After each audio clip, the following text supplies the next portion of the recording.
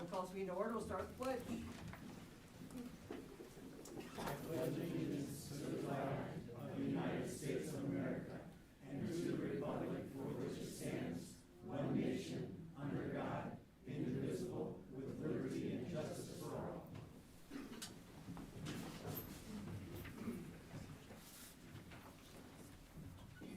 All right, do we have a motion to approve the agenda? I move we approve the agenda with one change to move items 3.07 through 3.10 to the beginning of section 3.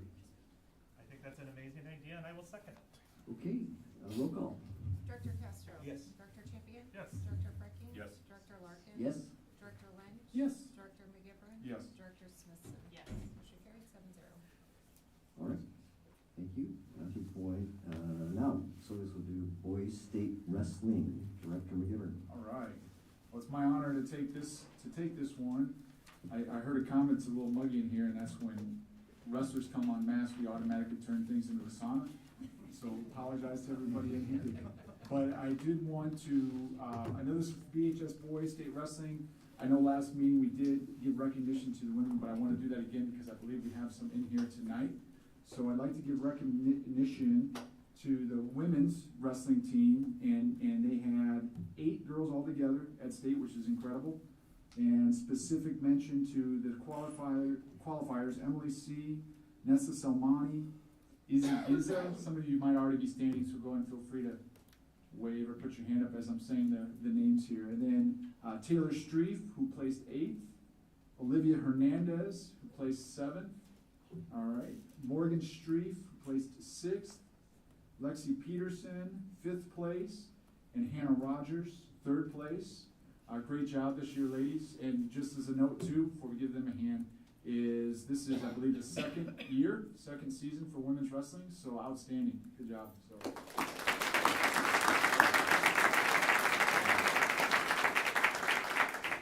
I was going to use my board communication time for that, so I'll defer when we go there. But so then also for boys, state wrestling, BHS. Great job as a team. We finished 2nd place in the state, so outstanding job. And recognition to all the wrestlers on the team, not just those that were representing us at state, but also any and all of you that are in the room. If anybody's familiar with wrestling, it is a tough sport. Being in there, making everybody tougher and working hard. So I appreciate that to everybody here that's here. And a special congratulations to we had 13, I believe, out of 14 weights qualify to go to state. Just for some perspective, when I was a freshman here at Bettendorf, we had a whopping 0 go to state. So it's outstanding to see that many out there representing the Bulldogs. We had, I had Braden Coster, Cody Trevino, and Lincoln Jip all placed 3rd. Jace Luna and Jake Knight placed 2nd. Great job. And then a huge shout out to TJ Coster for being Bettendorf State champion. Wonderful job. Great job, everybody.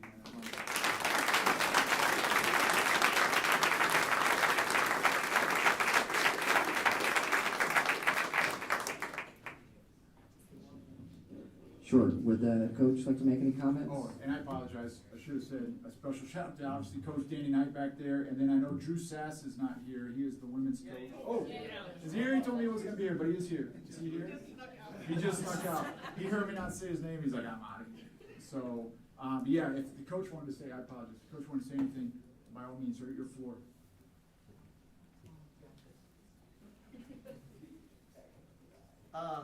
I'd like to recognize Coach Trezino's back in the corner too. We would just like to say thank you for all the support. We talked about this at our little welcome home, and we talked about it after the finals. We kind of get together at a hotel and talk, and you know, I think Bettendorf's a special place because of the tradition that wrestling has here. I think we had 4 or 5 guys there that didn't have a kid wrestling, and they still come out there year after year after year and just be so supportive. And I can remember not being from Bettendorf, always noticing when I was growing up those yellow jackets, those Booster Club jackets, and that was the same thing. There'd be parents doing that had kids graduate 10 years ago and they're still there, and that's still the case here. And you know, we're just really happy to be able to uphold the tradition of Bettendorf wrestling. These kids worked extremely hard, and they fell a little short, but I think there'd be a lot of people that would be very happy with second place in the duels and second place in individual. And we had 6th place in the top 3, and 5 of those are back. Of our 13 qualifiers, 10 of those are back, with an additional 2 more that have qualified in the past. So we have 12 qualifiers returning, and so things are exciting. And these kids worked their tails off, like you said, and not everybody got everything they wanted, and that's just the way athletics goes. And hopefully, you know, it gets them and propels them back into that wrestling room and continue to work hard. But we just want to thank our administration, school board, for just all the support, and we couldn't do it without you guys, so thank you.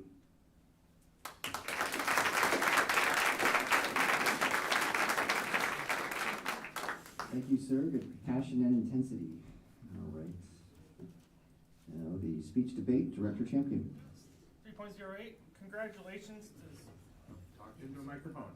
Congratulations to speech and debate with several more qualifiers for the national tournament. Lauren Ballard, qualifier.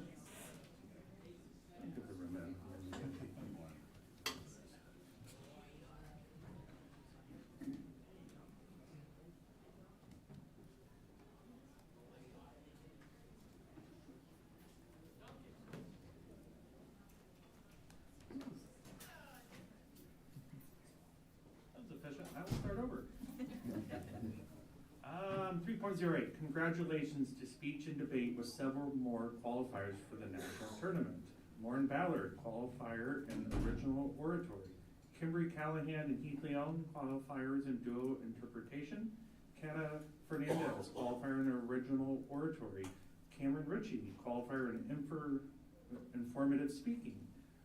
Max Rockwell, qualifier in humorous interpretation. Charles Silver, qualifier in Student Congress Senate. McKay Wilson, qualifier in program oral interpretation. Bettendorf also won the following awards: District Sweepstakes Award, Leading Chapter Award, and East Iowa Senior of the Year Award. Do we have any of those students here? Yeah, there he is. Congratulations again. It seems like your name, the speech and debate names team, is about on here every board meeting. So wonderful work. So thank you. We're looking forward to nationals this year. Awesome.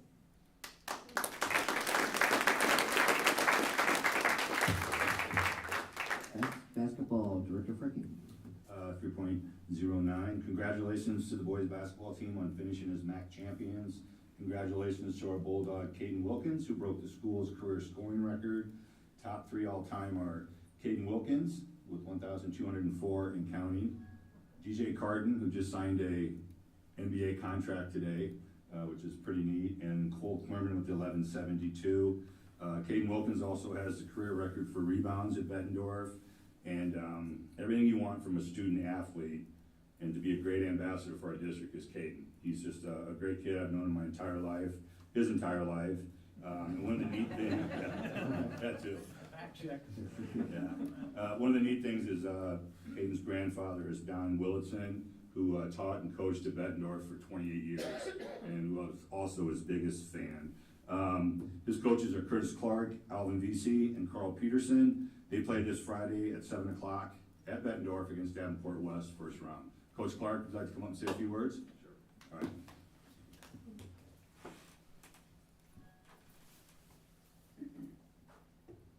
I think it's important to note, as we know in athletics, that character is where it all starts. And the unseen hours that Caden has put in to be that type of an elite athlete in a program. You know, we've had multiple decades being a top 5 program in the state of Iowa. So you're talking 30, 40 years of history of a lot of really good basketball players that have walked through here, trying to achieve one of the records that he broke. And it's unwavering, his work ethic, his commitment. In order to be elite, you got to be willing to do things that others aren't. And Caden is one of those student athletes and does a great job in the classroom as well. Represents our team on and off the court with class. And I think it's also important to note he only had a partial season. We brought him up as a freshman. So he's seen a little bit of everything. That was our COVID year, where we didn't even get to play, and I don't think it was until January or so. So, he's seen the highs and the lows in his 4-year career, and I'm just happy that he's gonna end up on top with records and be a MAC championship, and, we look forward to playing Davenport West 3 times in 3 weeks on Friday night. So, thank you guys for your support and recognizing Caden.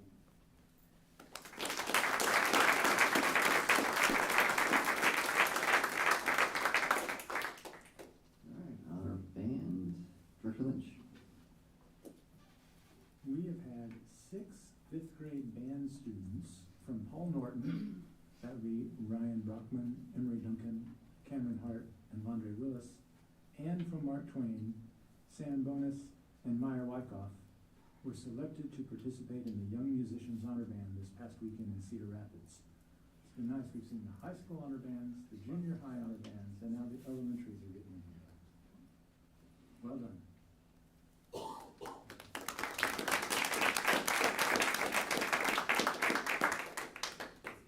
Thank you. It's just thrilling to see the success of our students, and this is what it's all about. So we'll go back to the beginning here, President's statement. Any citizens that wish to address the board, please come up to the microphone and check in with the board secretary. Please keep your comments to 3 minutes. Anyone that'd like to address the board? All right, seeing no one, we'll go with board shared communication. Let's start on the right this time. Director McGivern. All right, yeah, the only thing I had was just, we had a chance to go to the high school for lunch, and I just wanted to give a special shout out to, I got a chance to be in the freshman sophomore cafeteria. There's a lot of moving parts and pieces, a lot of things going on, no lack of energy, just a different kind of energy than some of the elementary school. But to all the personnel and the workers, not only just in the cafeteria, but on the, exits and handling, just kind of making sure things are in order and in control in there, phenomenal job. So I just want to give a big kudos to that. It was really great to see and good to get to know some of the students and things. It's good. So that's all I have. All right, Director Smithson. Yeah, I have a couple of things. First off, I know that it is NHD season for the high school and middle schools. And I just want to kind of shout out and put on our radar that those students will be competing soon. And then I have just a question maybe, or a request. I noticed that sometimes we have things on our agenda that we are, groups that we are representing. Do we have how is it decided when the coaches come and the students come and when they do not? Is that left up to each organization? I'm just curious, because I've noticed that sometimes we have some accolades to give to students and they're not here, or that kind of thing. And I think it would behoove us to maybe make sure that if we're recognizing people, we recognize them all in the same way. It's kind of came in and followed the practice we had, and usually when our teams or athletes finish in the top 3 at state, they have the ADs will invite them in, but if it is the board's request, we can invite anyone that comes up on the student commendation piece to the board meeting, and if they're able to make it to be publicly recognized, I have no concern. I'd just like to see it be kind of a fair policy as like, we have this group that comes in and we invite their faculty member in to speak, right, for some things, but not for others. And I think that would be a thing where it should be kind of equitable across the board, whether it's an academic or a sports piece, that if we're honoring them, that we have some kind of a policy for, otherwise it feels sometimes like we're honoring some things more than others. So I just would like to see that. Well, we've honored robotics, we've honored debate, we've honored cheerleaders, I think. So I think we try to be as fair as we can, not favoring one element over another, but it is a policy that when our athletic teams finish in the top 3, that we do reward them, because it's quite an honor to get a state trophy. Cross-country people we've honored, etc. So we try to be as equitable and as fair as we can. I don't disagree with asking our athletics to come in at all. I just would like to see that extended to other things like speech and debate. We have had speech and debate in here a lot. and we usually only have like one student. I'd love to meet those other students. I'd love to meet their faculty advisor who is obviously working really, really hard, and I would like to honor those as well. That's all. Agreed, thank you. All right, Director Lynch? Yeah, he's still second to last. Oh, Oh, right. yeah. I have nothing to report. Director Freddy? Yes, we were invited to Mrs. Jacobs' Paul Norton fourth grade. The presentation she has, it's a around the world presentation. There are 26 students, they each picked a different country, and they set up poster boards, pictures, they even did artwork to go along with it, and they had all kinds of information, and that was really neat. I know Director Larkin was there too, to walk around and talk to these kids, and it was at the end of the day on Friday, and the whole school embraced it, and was there, and it was really neat to see, and the kids did an excellent job. So a shout out to Mrs. Jacobs, and I was with Director McGivern and Larkin Friday in the cafeteria, and it was neat to see the freshmen who, a lot of them I got to know last year in 8th grade volunteering, how you said they had a lot of energy. I thought they were a lot more mature. From last year to this year was quite evident. Also talked to Dennis Glenn, who is Ryan's uncle, who has worked at the Bettendorf School District for 49 years. So that was really neat, and we need to give that guy a shout out too. He worked somewhere for 49 years, so that's a heck of a deal. So that's all I got. Thank you. I'll go and pass for the evening. All right, Director Castro? Just for clarification, I was the coach of the team that Ryan McGivern was on when we had no qualifiers. Unfortunately, I don't know if that's good or bad, but when Ryan was a freshman, we just had to throw him in there because we had nobody else to put in there. But I had been out of wrestling for 5 years, then I got back in I was going to get back in for 1 year. I was in 6 more years. We had 0 qualifiers when I took over. And my last year at the state tournament of 2000, we were in 5th place going into the finals, and the Pleasant Valley kid won, dropped us down, and the North Scott kid won the championship, so dropped us down to 7. So we went from 0 points to 7th place in 6 years, and I think that was quite an accomplishment for those kids that we had. Unfortunately, Ryan was not on that wave, but we'll remember what you did. You did, so thank you. Okay, secondly, I had a nice chat with, went to visit Mark Twain with Chad Udy, took me on a tour. Hadn't been in that building since it opened, actually, if I recall right, but saw some neat things going on in the library, kids reading, found out that they know the definition of red herring. I try to say that's what they color in the coloring book, a fish, but they knew a red herring had a different definition than when I tried to pass on them, so they knew the definition of red herring. And hopefully that with Coach Knight and the trophy that he had, we have a nice place to display it, so our community gets to see that when they enter the gymnasium for any type of an event. That's it. All right, thank you, sir. I've been in this job a little over 2 months now, and it's thrilling to see all the activities that go on every day in the district. This calendar is absolutely packed. That's a testament to the hard work of our staff out there, ensuring our facilities are getting good usage, and I can assure the taxpayer of the district that we are in the business of packing the brains of these students to the maximum potential, and I think we're doing a good job out there getting that done. So I'm just really impressed with the professionalism of our staff out there on the front line, and thank them for the good work that they do.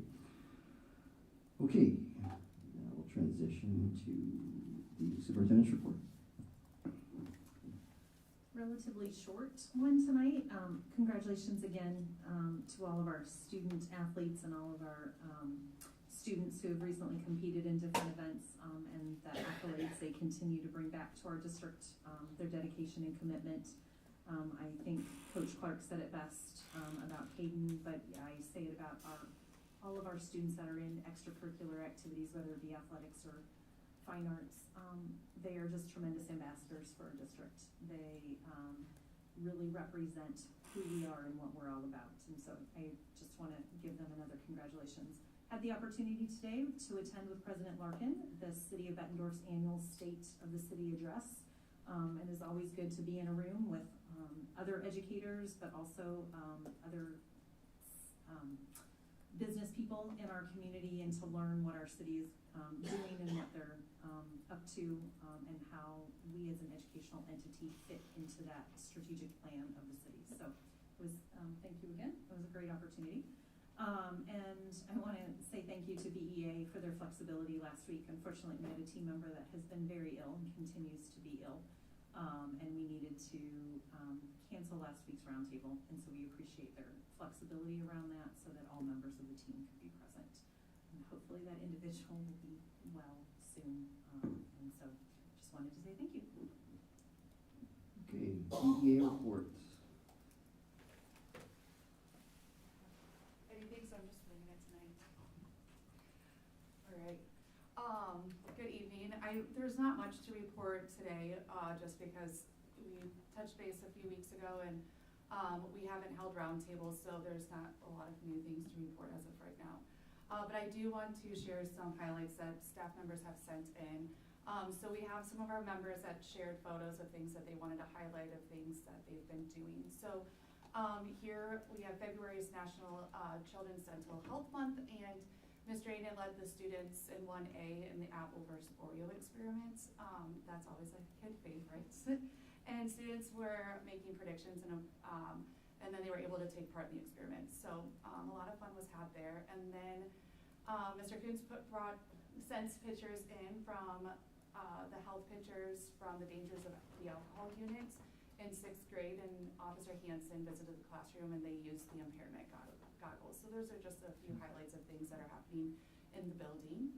So we are going to be getting our negotiations set here soon. We have our team set. We've sent a request for documents and hoping to get these dates set here in the near future. We have several things that we're going to be talking about regarding communication at all levels and increasing that and inviting others to come and speak with us, just to see what's happening with our members within the building and some of the teachers. And so kind of holding like a coffee and conversation with whoever wants to join, but we have to keep that limited as well. And then upcoming events, we have our BEA meeting coming up on March 6th, and then BEA, that should be executive team members, are meeting at each building to meet with all members that are in that building, just to connect and see how things are going. So that's about it. Thanks. Thank you. BESA.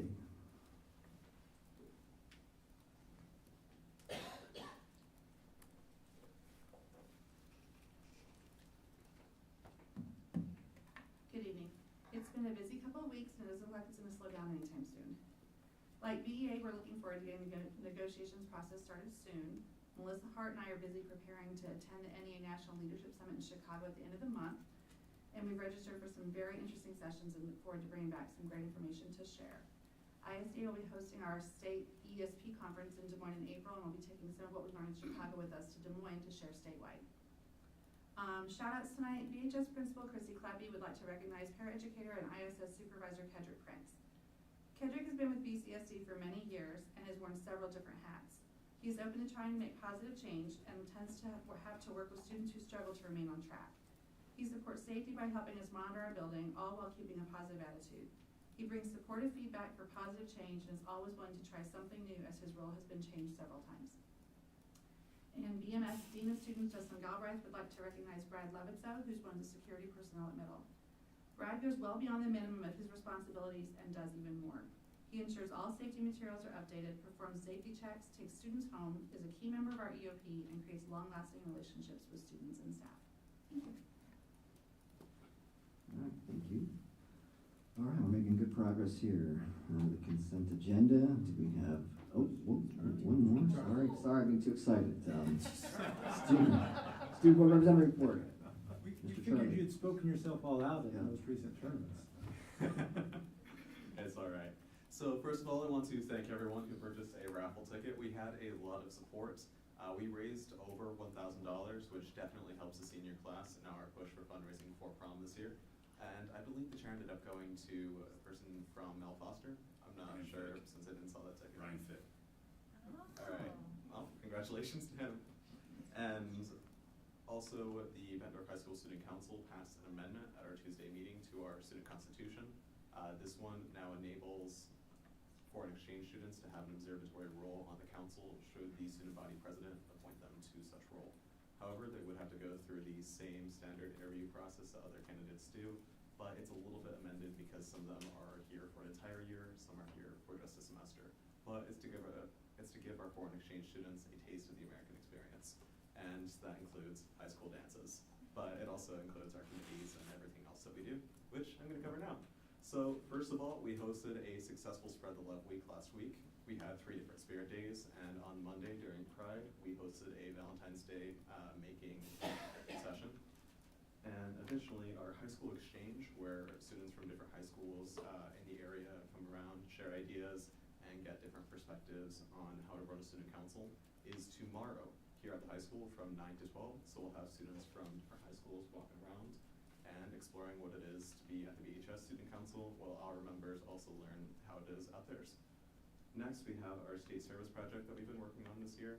So far, we've been in progress with Argos getting a speaker, and we've been working to help promote the supply drive for ending domestic violence in the Quad Cities. Or ending is a broad goal, but helping support the alleviation of that. Next, we do have our Spring Fling dance on March 2nd. We will have Spirit Week leading up to that, and that is just next week. So our student body has been preparing and trying to get ready with all the decorations we'll need for the dance. And this is our second dance of the year. Our first was homecoming. So we hope that all students enjoy it. Next, that is all for student council things. However, I wrote down, because of Director Smithson, your comment during the shared statement, Speech and Debate does have a end of the year banquet to send off our seniors on March 21st at 7 p.m. in the BHS cafeteria. And that invitation is for you and any other directors who wish to come. Come check it out. We have a lot of great speakers. I am very sad to be leaving this year, but it has been a wonderful time and I love the team. All right, do you have any questions? All right, I'm gonna go get some dinner. Good evening, everyone.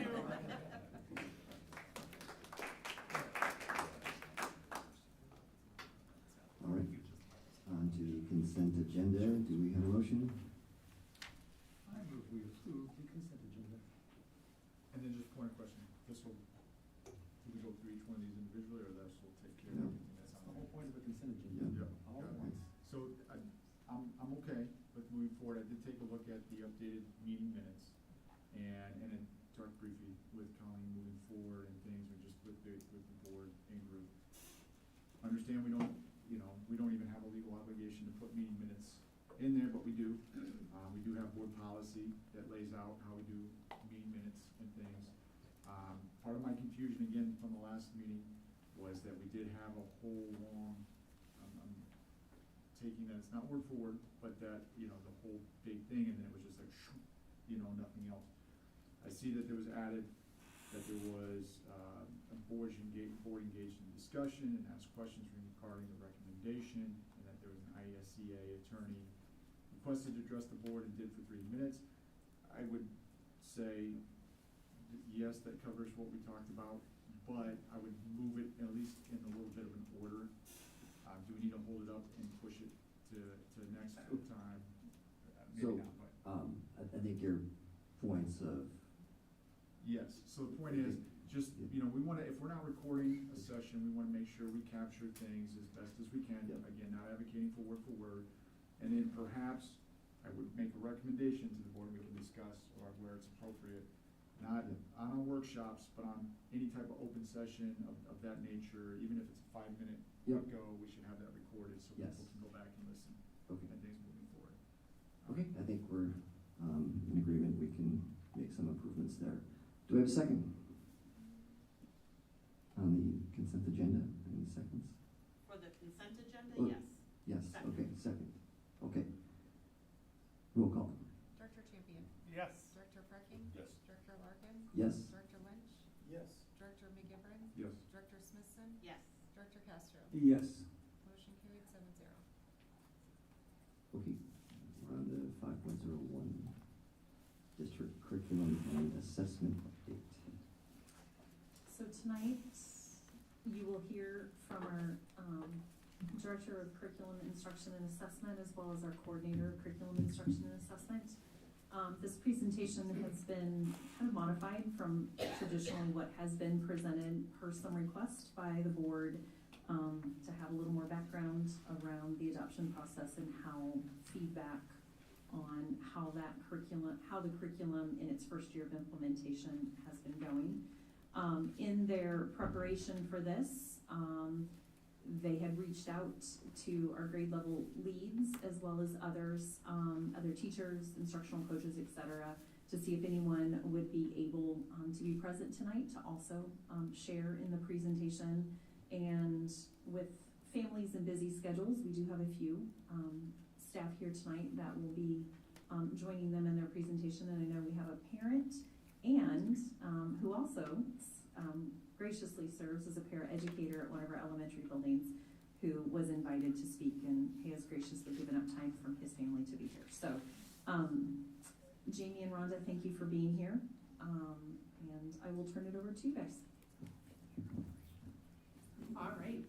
I want to respect time of those who have taken the time to come, especially our parents and everything like that. So I'm going to go ahead and let him start it off because he's taking time away.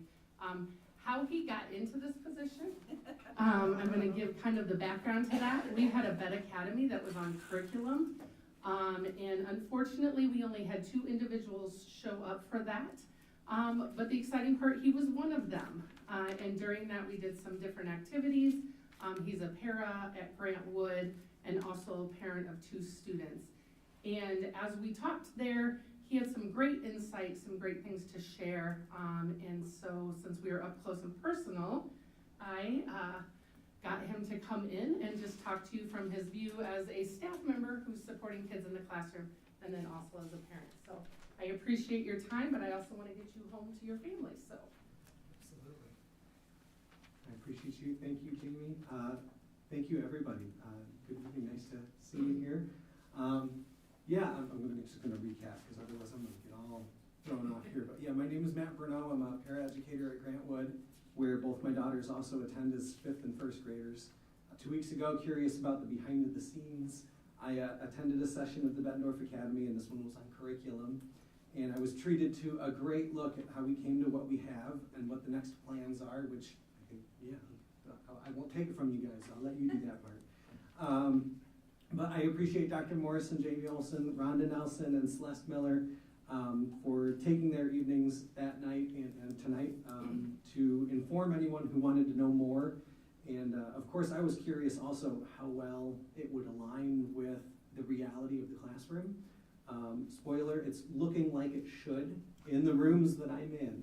So I'm sad I wasn't able to attend the Academy session last night, the student and family supports, but I'll be there for the one in March. In any case, I was encouraged to come tonight and share with our board, some of whom I've had the pleasure of meeting and chatting with during your visits to our school. And I also just want to say how appreciative I am of the time each of you takes to come and see us and in your service on the board. Thank you very much. I admit my level of expertise on curriculum is non-existent. My background is more formally HR. But I'm hoping to share a view from inside the classroom as well as from the perspective of a parent regarding curriculum, especially our CKLA literacy component. It's been incredible to have a front row seat to the foundational knowledge my children are getting through stories and text. And as a history and sciencey kind of person myself, it's easy to run down rabbit holes of fascinating facts and trivia. And can you imagine kind of things in a classroom full of kids that are just figuring things out?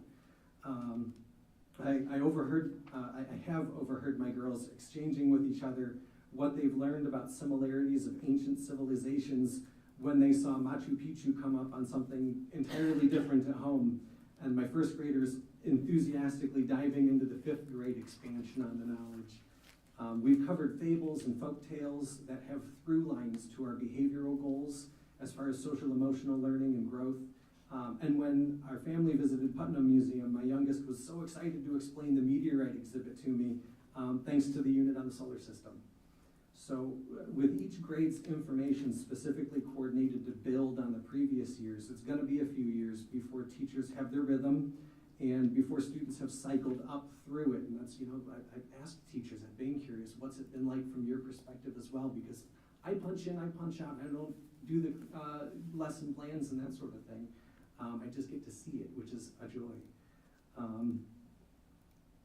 But we've covered science and health and basic social studies. We're writing and typing ideas, practicing spelling and grammar. We're incorporating games and fun with reading and vocabulary. And while the students often find ways to search the limits of what's appropriate all on their own, the content itself is great knowledge for all students. I really think that kind of gets to the core knowledge system that, and I hope I'm not taking from you guys, E.D. Hirsch's research has given us as essential for reading comprehension. His example involves perfectly competent readers who fail on comprehension when reading about baseball because they don't know anything about the sport. Perhaps they were in the UK, I don't know. But I know if it was about cricket, I probably wouldn't understand what was happening or going on and might not have the comprehension level as someone who knows the sport in that sense as well. This is designed so that the reading in the years following is based on the things that we know the kids have knowledge about from previous units. So it really allows for them to grasp more, to develop confidence, and really thrive on their own from there. But also in a way that flows toward the goal of teaching students not what to know and think, but how to think critically for themselves. And I'm just lucky and fortunate to be a part of it. So I, again, thank you for all you do and your time this evening. And I hope that just shines a little bit of a light on the fun that's happening in the rooms every day. So thank you all for your time.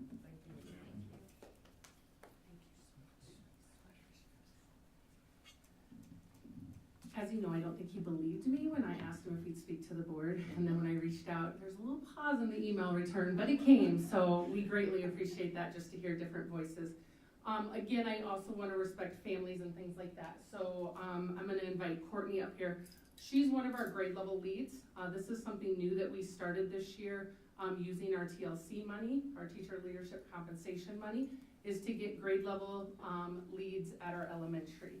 We have a lot of leadership positions at the high school and the middle school already, but we were really missing that at the elementary level. And so those grade level leads work with our instructional coaches, the principals that are aligned to that grade level. So I reached out to them as our people to come. You're gonna see different quotes and stuff. But she got me one, I will own, but this had to go to print this morning before I was able to get it in. So there's no slide, but I explained to her why that was, but she's gonna talk to you about her experience with that. Thank you. Yep. All right, I'm Courtney Eidenberry. I am the 5th grade teacher over at Mark Twain. I can talk in front of 70 5th graders all day. Public speaking is not my thing. So I wrote this down. I was fortunate enough to be part of the literacy committee during the 22-23 school year. We met almost 10 times throughout that school year to eventually narrow down a literacy curriculum to implement throughout the district. Thanks to Jamie and Rhonda, we had a very systematic approach that we took to look through 3 different curriculums. Towards the end of our journey, it was evident that almost the whole committee was favoring one curriculum, which was the Amplify CKLA. At the end of the 2023 school year, it was voted upon and adopted by the board to implement the Amplify CKLA for this current school year. And maybe I'm speaking for myself, but I felt as though the committee was satisfied with our work, the work we had done, and our decision we made. There were conversations around teachers committing work hours over the summer to help unpack this curriculum and how it would be rolled out to teachers. I was one of those teachers that volunteered to help with this process. I wanted to be a teacher that my team felt comfortable coming to with questions about the curriculum, since I had already gotten a head start on it.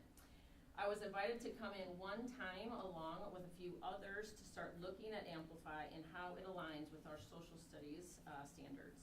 I felt a little let down considering we had put in so many hours to select a great curriculum, and there was very little time to actually unpack and help deliver this in a way that the other teachers were going to have buy-in and be excited about it this school year.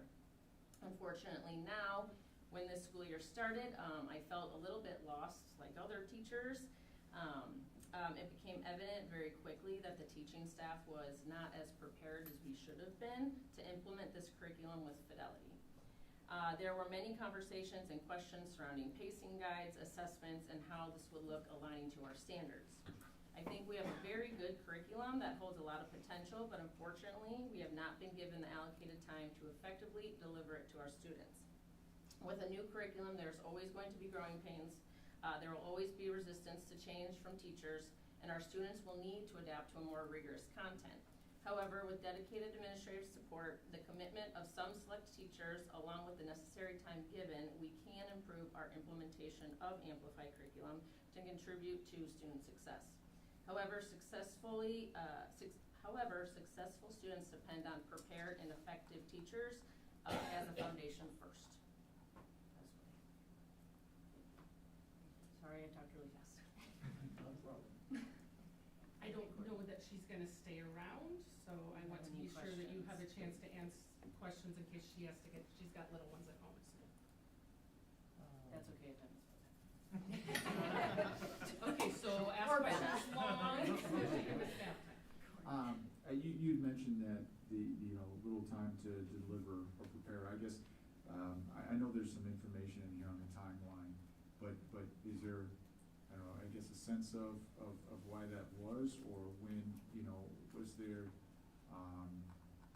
when this was, I guess, is it just, I guess, what are some of the cause or reasons behind that?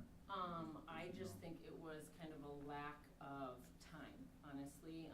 This curriculum has a lot of content, has a lot of materials, and really good things in it, but it was a lot. So giving teachers all of the teachers' manuals and things right off the bat at a new school year, they were very overloaded. When it came time to asking about like assessments and aligned to the standards and grade book and things like that, there was just a lot of confusion where I think if we put in the work during the summer, we could have wrinkled out a lot of those issues. Okay. Does the curriculum provide, do they, I guess it's and I'm getting smarter and trying to learn on how the, curriculum works, or I'm assuming it's a company that sells the curriculum, right? That's okay. Core knowledge, language arts. Do they provide resources for training, instructing, teaching, or they come out and they model, or do they provide resources, or is that part of the package, or how does that? Yeah, so we had PD with it at the beginning of the year, where they came on site and broke down the K2 and the 3-5 and modeled lessons, walked them through both the teacher's manual and the online platform. And that was at the beginning of the year? Correct. So those we call them in-service days, or I guess that's what I call them. Okay. Right before school gets started with kids. How do you feel things are going now from your experience? I mean, now that we're in the manuals and we've in unit 6-ish, we're getting into the groove of things. Like I said, they're just so content heavy, and he kind of dug into how the years build on each other. Like one of our 5th grade units was the Renaissance, and when you start that cold turkey, it's a lot to build on. So it just is going to take a couple of years to get that background knowledge built up, and kind of like the stamina for the kids. I mean, it's a very high rigor, I would say, compared to what they've been used to. Okay, thank you. Ms. Mary? I'm not done. Oh, Coffee, whatever it is. How do you feel the assessments are for this program? Are they, because of the kids are having a hard time with this, how do you feel the assessments? I mean, they're rigorous, but I also feel that it is where our students need to get to. I've only been here 3 years, I guess, so compared to when I walked in here 3 years ago, when we didn't technically have a set curriculum.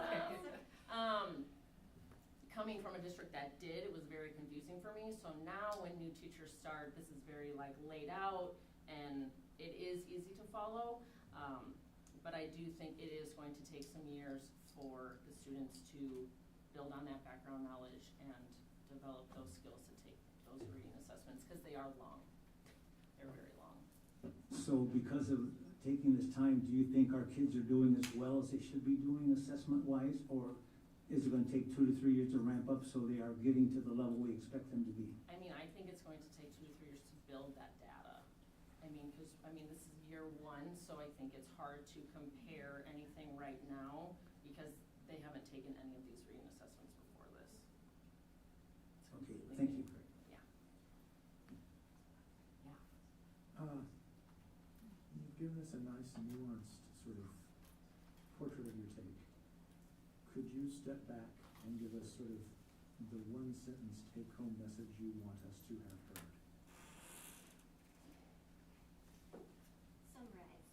Summarize my whole thing. Well, In one sentence. I did paragraph shrinking, 10 words or less. you can do multiple clauses, that's not a problem. Okay, repeat your question one more time. What's the take-home message you want us to have? That teachers need more collaborative time to be prepared to effectively deliver the content. Thank you. Okay. Thank you for being here. Yes. One more question. How do we give our teachers more collaborative time? Offer the time beforehand, like before the school year. I mean, I guess I don't know how many people or teachers volunteer to come in during the summer work, but I think putting in the time beforehand would have helped a lot. And if that has to deal with allocated amount of money, extra time, I don't know what that looks like, but I think teachers have to be more prepared in order to deliver it more effectively. Thank you. Just in general, I'm not the superintendent for this. When teachers report, how many days are they here before school starts? They have 5 days of professional development before school, but per the contract, they are afforded 8 hours of time in their classrooms to do what they need to do to be ready. So essentially 4 days of training and 1 day, but it doesn't always break out that way. Depending on the level, sometimes it's a half day and a half day, just depending on what we have going on. And at times in some years, not all of that time is from start to finish professional development. We try to find some other time in that week to give them time in their classrooms. Okay, and then at the end of the year, how many days before they're finished, so school's out, and then? It depends if they take advantage of the buyback day or are able to, because some families are still vacationing or there's childcare pieces. Then they would be done on the day that students are done. If they have not, however, with certain, so we have building leadership teams now and PBIS teams, there is some additional paid meetings and training where we're kind of reflecting on the year in terms of those teams and things like our SAMI plan and our PBIS plans. In terms of the summer work that Courtney had talked about, and I would have to defer to Rhonda and Jamie, but I do know, obviously we can't mandate on their break that teachers come in, but we do afford paying them. We have a funding source for that, and so I do believe it went out to all teachers of who were available to come in last summer and help, and I love the word you used, Courtney, unpack, right? Unpack this curriculum, and I'm gonna look at them because I don't wanna misrepresent, but if I recall, we may not have gotten as many teachers as we had hoped to be able to get through the work that we had needed to get through. Ron, do you wanna speak to that? Well, it was a really tricky thing to work through because we didn't have all of the actual materials, but we did have full access to the curriculum through PDFs of the teacher manuals and the student guides. So without having physical materials, we had to also weigh, this is going to be a very big instructional shift in practice. And then we wanted to set aside some space for them to look through social studies alignment, knowing our instructional minutes are going to be driven largely with some of this content. So looking at how can we use what's in CKLA to help support our social studies curriculum that also has been teacher created. So we wanted to boost that. And then we spent a lot of time looking at assessments, but here's the real story about assessments. We had teacher created and teacher found assessments, and they weren't always aligned with a specific purpose necessarily, they were standards aligned. So that also is a very big change in how this looks. So there was a choice to be made between giving them time and space to look through the content and the teaching versus the assessments and the standards alignment without having ever put it in front of children. So the focus was giving time and space to do that kind of work, but no, it wasn't enough time. It 100% wasn't enough time, and no, we didn't have enough of a team to really be able to help with that buy-in from teachers. just with the time and the summer schedule. So there's more opportunities now, and getting feedback from teachers now, we have a better opportunity to use what we've learned in year one to better prepare for year two with the kids that are coming. Well, and I think to add to that, we just had our grade level lead meeting, I don't know, all the weeks run together, just a little while ago. And one of the things we talked about was, what does summer work need to look like? Last year, it's true, it's always different when you haven't dove into it, you haven't put it in front of kids, you haven't used it. And now we are looking at what does that look like, and instead of this is what summer work's gonna look like, it's what does 5th grade need to work on? What does it need to look like for 5th grade? What does it need to look like for 2nd grade based on what challenges they've had and where they're at? Versus this summer, this previous summer, we kind of had set, this is what the groups were going to look like.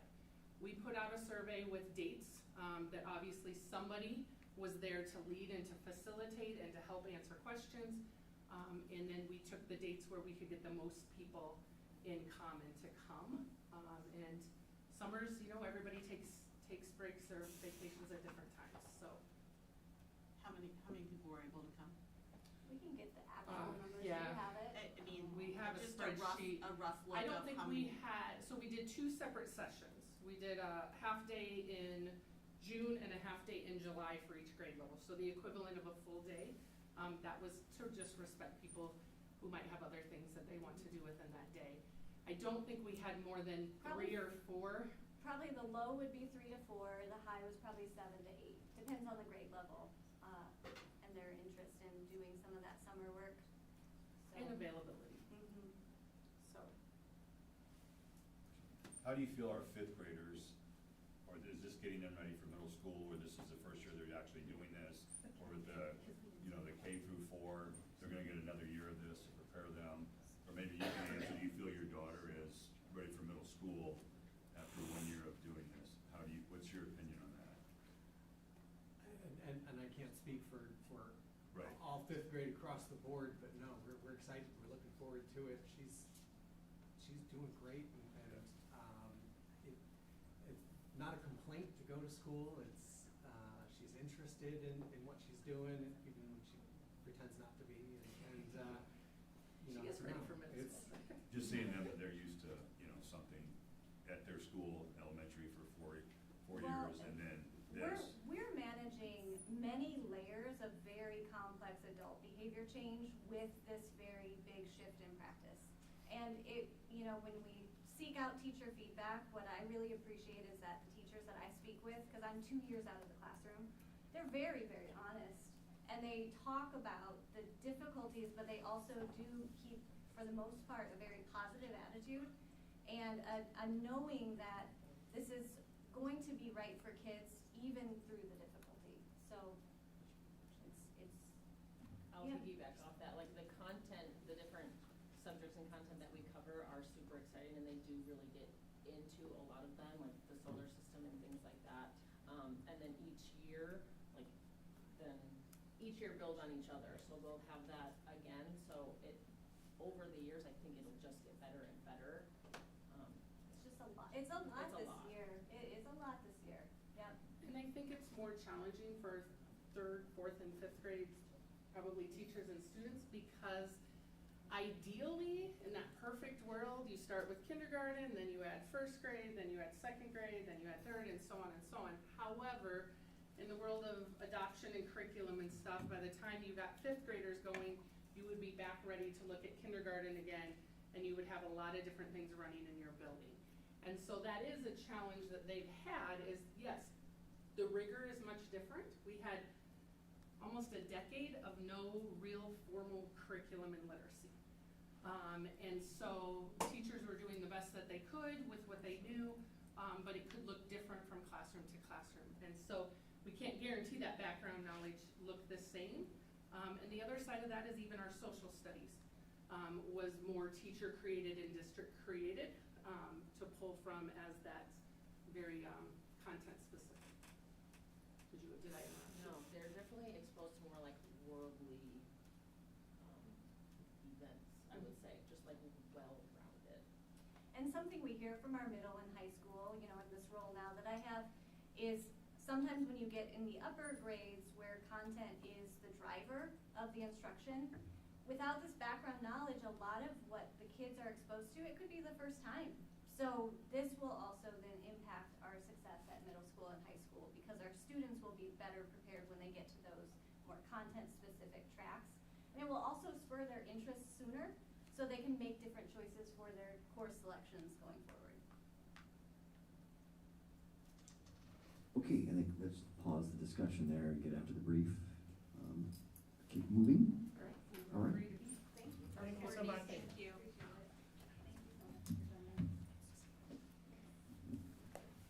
So we're gonna, you guys got it in advance. There were some slides that were added at the end as grade level leads and stuff, sent in some quotes and stuff, but those are ones you can see. We're always grounded in our mission and our vision. Our next one takes you down to our core values. I think the one that we really are going to hit on tonight is that lifelong learning, and ensuring that kids are given that exposure. And then as we look at our priorities, we're really looking at our priority 2, learning and achievement for all, and then that priority 3, student accessibility and supports. They go hand in hand with what we're trying to do. In order to kind of, a lot of you are new, you weren't here as we talked through this, we're gonna kind of give you like, how did we get to this path, and why did we choose to go the path and really look at our K-5 literacy curriculum. So I'm gonna turn it over to our resident expert. Time for you to say. So I will just set the stage again. I'm 2 years out of first grade classroom. My life has taken a turn, and it is largely driven by the content of the topic tonight. I am a doctoral student at Mount St. Joseph University studying reading science. So bringing this information to our teachers and to our district and to Dr. Morse and the leadership here has been a real treat for me. So this is the Reading League definition of the science of reading. I always put it in front of people. The big takeaway is that there's 50 years of research. It's not new, it's been around, but there's a lag in research to practice, and the researchers are really good at figuring out what works, but then getting it to teachers is where there sometimes is a breakdown. So that's kind of what my mission is now, is to help bridge that gap to get that to teachers. The real outcome is prevention and intervention of reading difficulties. So these are our guiding models, the reading rope and the simple view of reading. You can see again the dates, 2001 for the reading rope and 86 for the simple view. Those have been well established, and study after study has actually affirmed the findings that word recognition times language comprehension is equal to good reading comprehension. So that is very important when we're thinking through what our curriculum has to offer. UFly is the word recognition for K2. Then CKLA knowledge is the language comprehension. So all of those other components are developed through that. So it's a very nuanced, different view. Okay? So just to give you the journey where it is, in March of 2021, our first district cohort of letters went through. Rhonda was actually the one that got that spearheaded at Mark Twain, and she obviously got a lot of teachers on board to do that training just within that building. But seeing the excitement that came from that, and her pleas at the district level to get that started, we were able to work with the BEA and to work with Dr. Morris to offer that across the board. So also during that time though, we knew that we needed to look at adoption for a literacy curriculum. So we were in the middle of doing that. However, as we looked through those programs, we realized we weren't asking ourselves the right questions. And so with that, the committee decided we needed to pause where we were at. As teachers, we needed to have more PD around that science of reading so we knew what we were looking for. So we continue to offer that, and then that following school year, we reconvened about November. Everybody who was on the committee before was invited back. Some had left our district, some had different changes in their life and had a lot going on. So we kept the ones that wanted to come, and then we added 12 new members to that. We started with 6 curriculums that we were looking at. We brought those together to, I guess, sell their product to our instructional coaches and administration, central office. Knowing we couldn't afford to pull that many teachers out of the classroom and find subs to do that, we were able to record most of those presentations so that teachers that were part of the literacy committee that wanted to see them were able to. So then we went through, Courtney already said, we met, we looked at those curriculum, and ultimately in March, we came down to looking at Amplify. So the next slide is to show where we ended up with that is, the idea of this whole exercise was to narrow it down to 2 when we did that. 3 is really hard when you're trying to balance and work through. So the goal when we did this was to say, can we get it narrowed down to 2 and really focus on there. Obviously, you can see as they rated that overwhelmingly Amplify came out as the one, and the team decided that we were ready to bring that to Dr. Morris and then to the board. So that continues our, no, you're good. That continues to look at that. We met in the summer. We can always meet more. Time is, someone tells me, an illusion.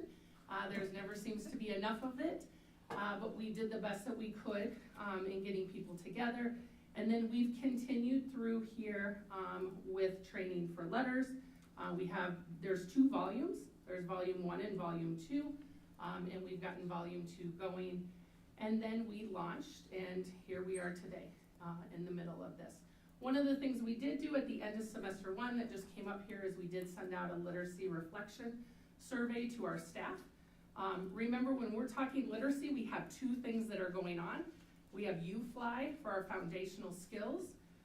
The one thing about that was started the year prior to us implementing CKLA. So we're kind of in the 2nd year of that for a lot of schools, and that was embraced so well that was one of the things that the committee said is, whatever we adopt, can we keep UFly? So we had to get creative on how do you weave UFly into a curriculum that does have its own foundational skills, and that really credit goes to Rhonda and all of her work to make that come together. So we will show you later on some, and you've seen it, some of the survey results and kind of talk about what's that telling us and where to go forward. But Rhonda's going to tell you a little bit about letters and the difference between volume 1 and 2 and the effect that we may be seeing with our staff right now. So in order to do volume 2, which is what is most going to impact teacher comfortability with the types of changes in CKLA, you have to do volume 1. So when you look at the number of staff who've gone through volume 1 and then looking into volume 2, those people have already done volume 1. So it's an interesting look that they're not even all done. Yes, sir. A quick clarification question. Please. So that means that the classroom teachers, 82 in total, have completed volume 1. 52? Or 52 of the 52, so there are 22 that have done the 1 but not the 2. Well, and here's what's interesting. The respectful way that letters was rolled out to our teachers was this was a rolling cohort model of teachers who were ready and able to participate. So what we now have is we have some ambassadors of people who have had the training, who are in all of the different grade levels, and then we have a contingent of people who, for whatever reason, it hasn't been the right time for them yet, and it's never been mandated that they must take it. It's a big commitment. It's 6 graduate level credits of work for each volume. So that is just something to kind of keep in mind. So yes, of those 52, there's 1 current volume 1 cohort going on right now. They're not even finished, but 30 have continued to volume 2. So I like to say that we didn't scare them away. They came back for more.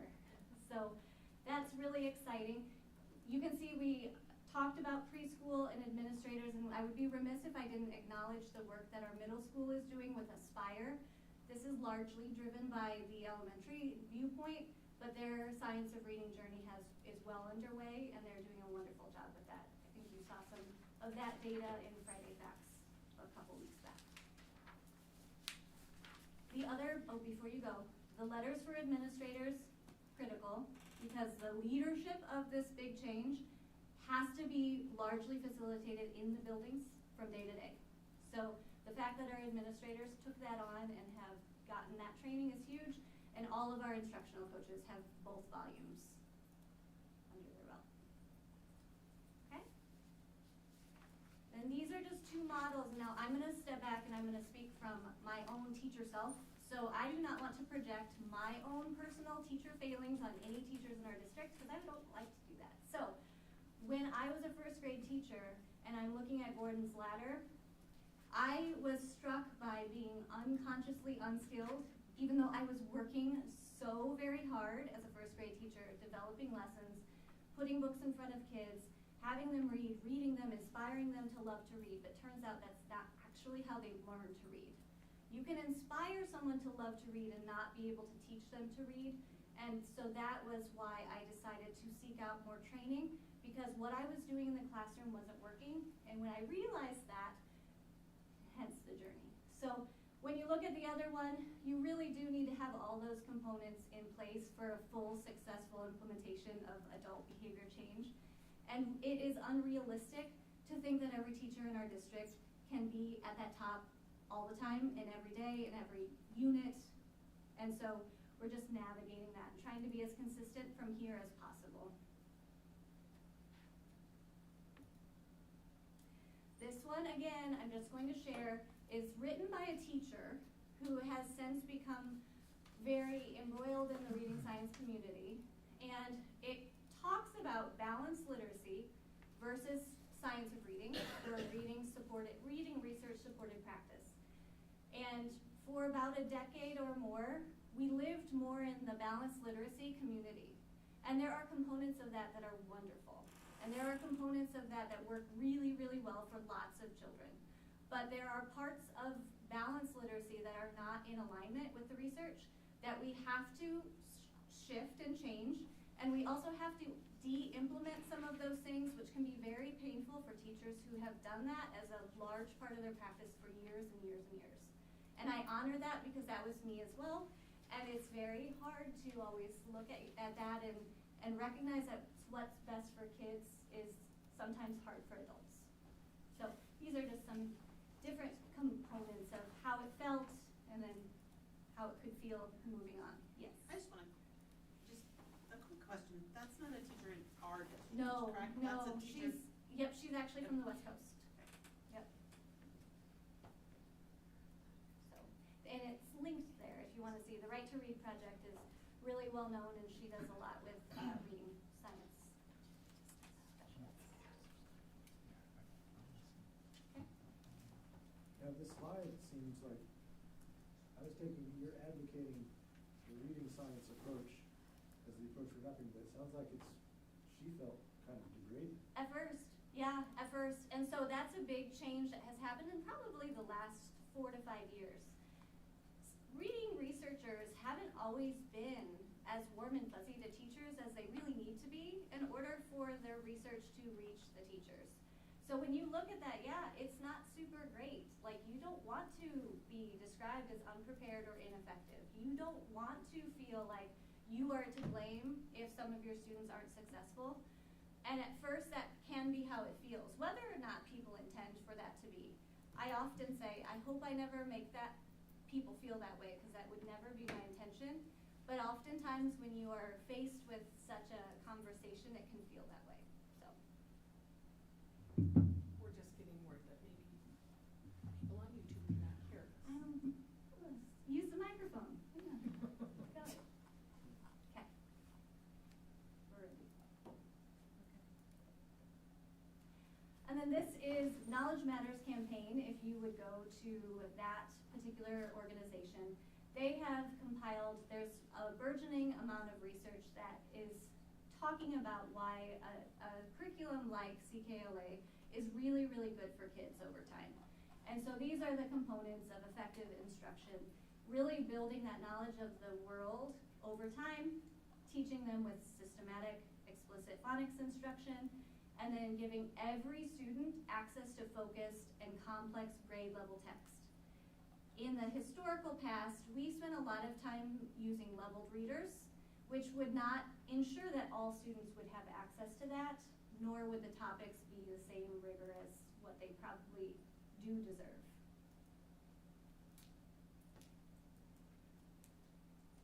And then this one just talks a little bit more about how CKLA does that job. There are other ones on that website. The ones that are on that website are other ones that the teachers chose to review. So when we were talking about what ones didn't make the cut, any of them were in better alignment than what we were using. And it also is very important to know that from the district side, we were very agnostic about the process and really gave them time and space to explore those on their own. These are the topics over time. So you can see there is preschool. Our preschool opted not to adopt with the K-5 adoption. So there is an alignment with preschool, but that is not currently what they're using. They've continued with what they've been using over the past. And then you can see from K to 5 some of the common themes and how they will build upon each other. But then on the next slide, there are two that are very, very intentionally interwoven, and those are within the literature and the history strands from grade to grade. So there is a very deliberate thoroughfare for kids to develop that understanding over time. This is mostly just for your reference. It is linked, so if you have access to the presentation, that top one will take you to the efficacy report. The efficacy report is filled with actual white papers from real research of districts that have implemented. And again, it's just to let you know that we didn't bring anything to the district that was not of the highest caliber and the highest quality. And then you can see I tried to lift a few of implementation results over time to show that there is a bit of a build. And to your point, will it take a year or two? You know, I was hoping, like, listen, we're gonna see great spring, we're gonna see all of the conversations that we have with the kids, but it might take a minute, so.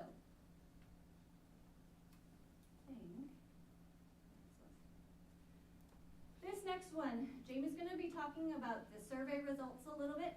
I do want you to look at, this is the breakdown of the teachers who have taken letters training and what their grade level was and how many have taken us up on that.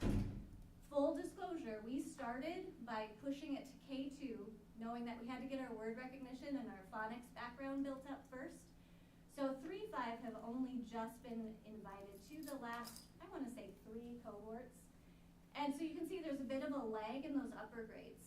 And it's a bit of a correlation, can't say it's causation, but there are some things in place that when you think about the level of knowledge that you get from letters, without making assumptions about what people bring from their pre-service teaching, you know, the fact that 3rd through 5th is extremely rigorous with a lack of background knowledge. Those students were kindergarten first graders in COVID. There are a lot of reasons why that would be very, very difficult for our upper grade teachers. But that's just for some context for you. Do you want to touch base a little bit on what our state is now doing in terms of letters? Sure. So we are 2.5 years ahead. The state is now funding 5,000 teachers, administrators, coaches to go through letters training and fund it. The facilitation of the live sessions will be virtual.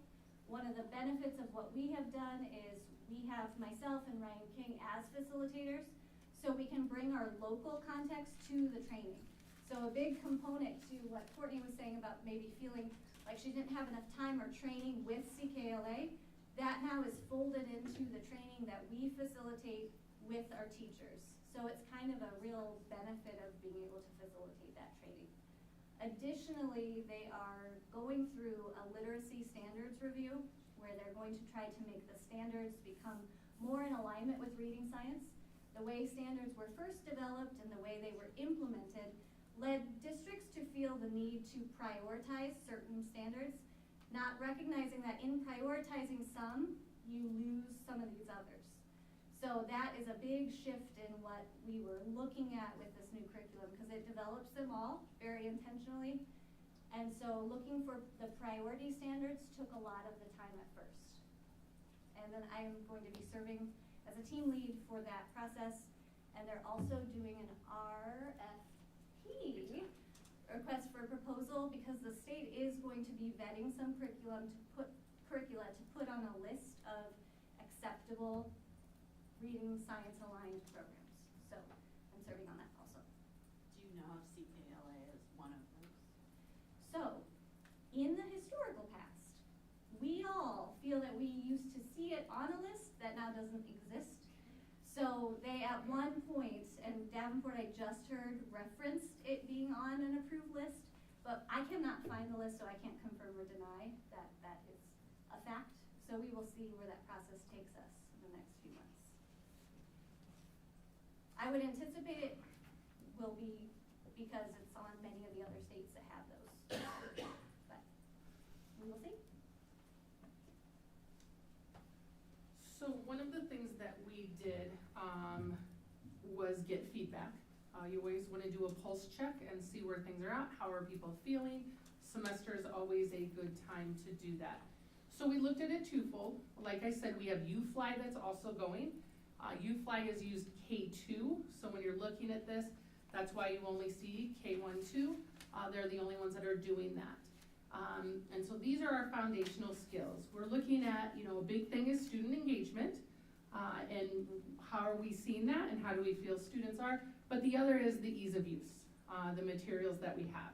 So these are out of a 4-point scale, and so this was sent out to all teachers. They were given multiple opportunities to give their feedback anonymously. The only thing we asked for was building and grade level. We didn't ask for names or anything, but that way it gave us an idea of what our supports may need to look like. And so I'm not gonna obviously read all these numbers to you, but this is what came back from our UFly. Questions on that? So don't read the numbers to us, but tell us what they mean. So, I mean, I am very pleased with these numbers. You're probably a little more dear and near to your heart. Do you wanna? Well, so if you look at if you look at the different headings, right? So overall student engagement during the whole group lesson, and then 1 would be they're not at all engaged, and 4 is they're very or extremely engaged, and then a 2 and a 3, either way, kind of on that scale. So this is the average of those responses, and so you can see overall we're well in the 3s for the most part, and so. Then when you look at the same thing for the teacher side of things, because realistically, Corey's point, you have to be able to use the materials, have them organized, and be ready to teach. And so if things are unorganized, if they're low quality, if they're not easy to use, then that is going to be a real big problem for us to help them solve. So that's why we focused on those 2 things. Now what I will say is student engagement, it's very broad. So there is some work to do to unpack with grade levels about what that really means, especially when you consider that the practice could look very different than what student engagement used to look like in their other practice. So that's just something to develop, and as they get more comfortable with teaching with these materials, the fact that we have this as a baseline will be really good to be able to come back to when we ask the next time. Does that help? And Ron, I have a question. You have 25 responses out of how many responses could there have been? Well, let's see. So there are 14 sections per grade, other than second, which right now has 13. So, math, 42. 42, so that's the math. So you have 25 out of 42. Yep. And then did you have something? Yeah, when you said, and then I know the next one you're gonna talk about is the CKLA results, the survey. So when you're asked building in grade level, I mean, that does kind of narrow it down, right? I'm just thinking off the top of my head. I know we do a lot of surveys in my job and profession, and if it's anonymous, my organization, sure, that can include hundreds of people, and so no problem. I'm pretty anonymous. But if it's going to ask me division, directorate, now you start to kind of zero in on who it is that's responding. So is there any concern there that would limit maybe some of the feedback that you're getting in regards to hesitancy to really kind of? I wouldn't think so. The way that I am responded to face, having it even a little anonymous would lend me to believe that most teachers would be very comfortable with sharing their opinions freely and honestly. Would it be possible to send it out without asking the building and the grade I'll let you levels, speak just to to- see what kind of responses you would get, if it tracks the same, or if it would be Maybe different? more people would respond. Or if you get more responses. Sometimes I'm just, thinking of full response, I guess my ask hesitancy, would and be, things of that what's nature. the purpose of the data that we're getting back? Cause I guess we're using this data of how can we go out and support them Right. based on the feedback they're given. If I don't know grade level and I don't know, Or if you just did grade level. I can't Right. differentiate what that looks like because different buildings have different needs, different grade levels. Like we already said 3-5. We know when you go to the next slide is gonna show our 3-5 are saying this is a real struggle for us and things like that. Also, what I wanna add is when we look at 25 responses, that's 60% of possible K2 teachers. So when you're looking at surveys, and I'm gonna look to our Director of Communication, the industry standard is if you can get a 20% response rate, is that accurate? Then you're considered like you've hit the gold standard.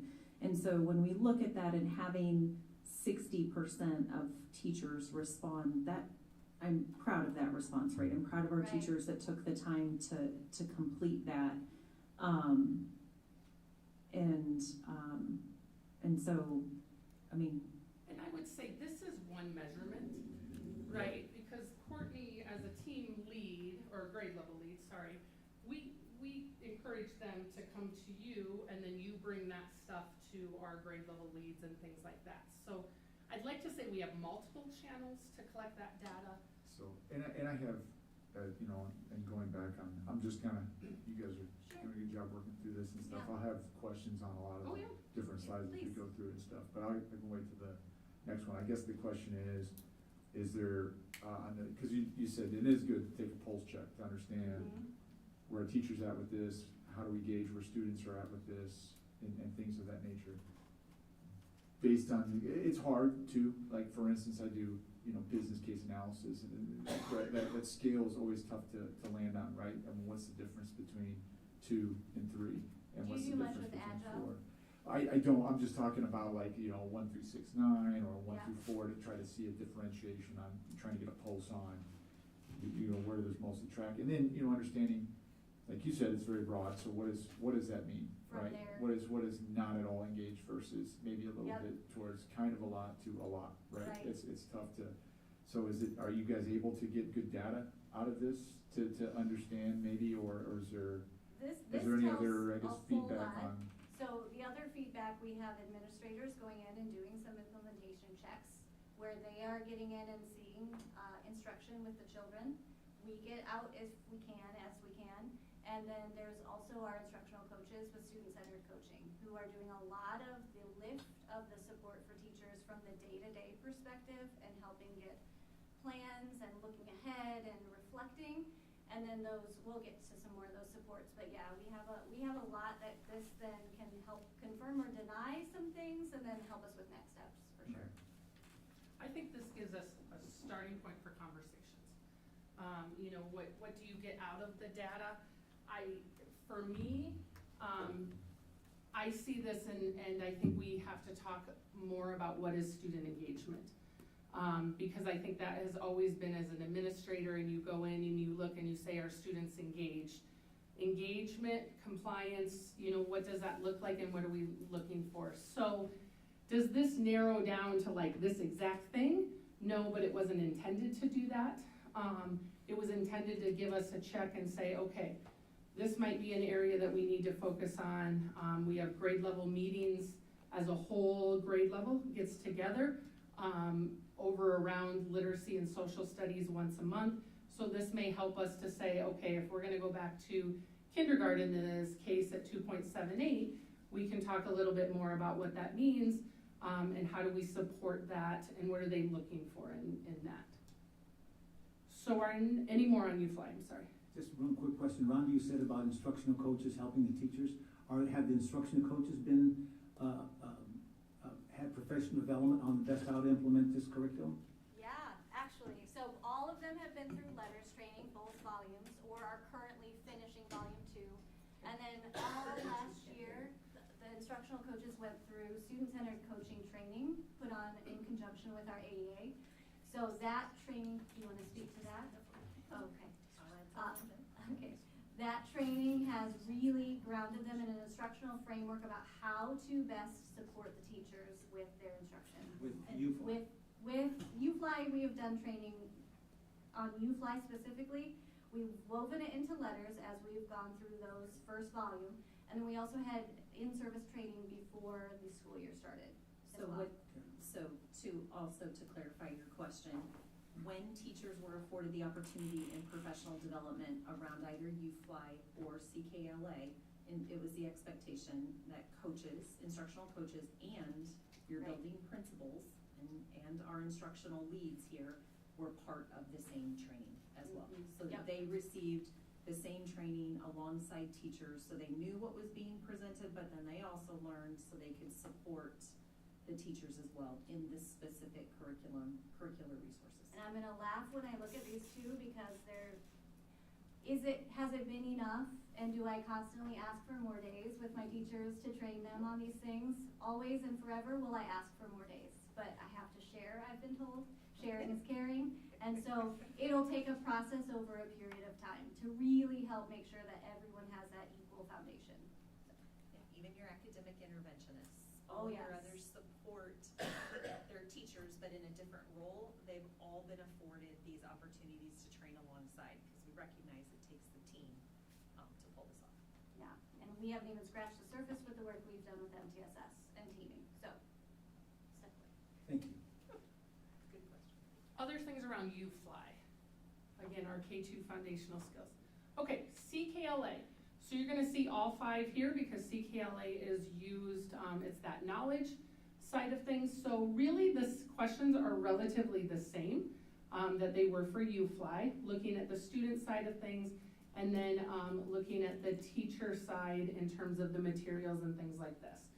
So this data, as it came in and as we started to look at it, you'll see where that 3, 4, 5, we have some of those struggles I think that Courtney helped bring to light, and the fact that it is built on assuming a student has had CKLA K through 4 as they take that, and that is a challenge.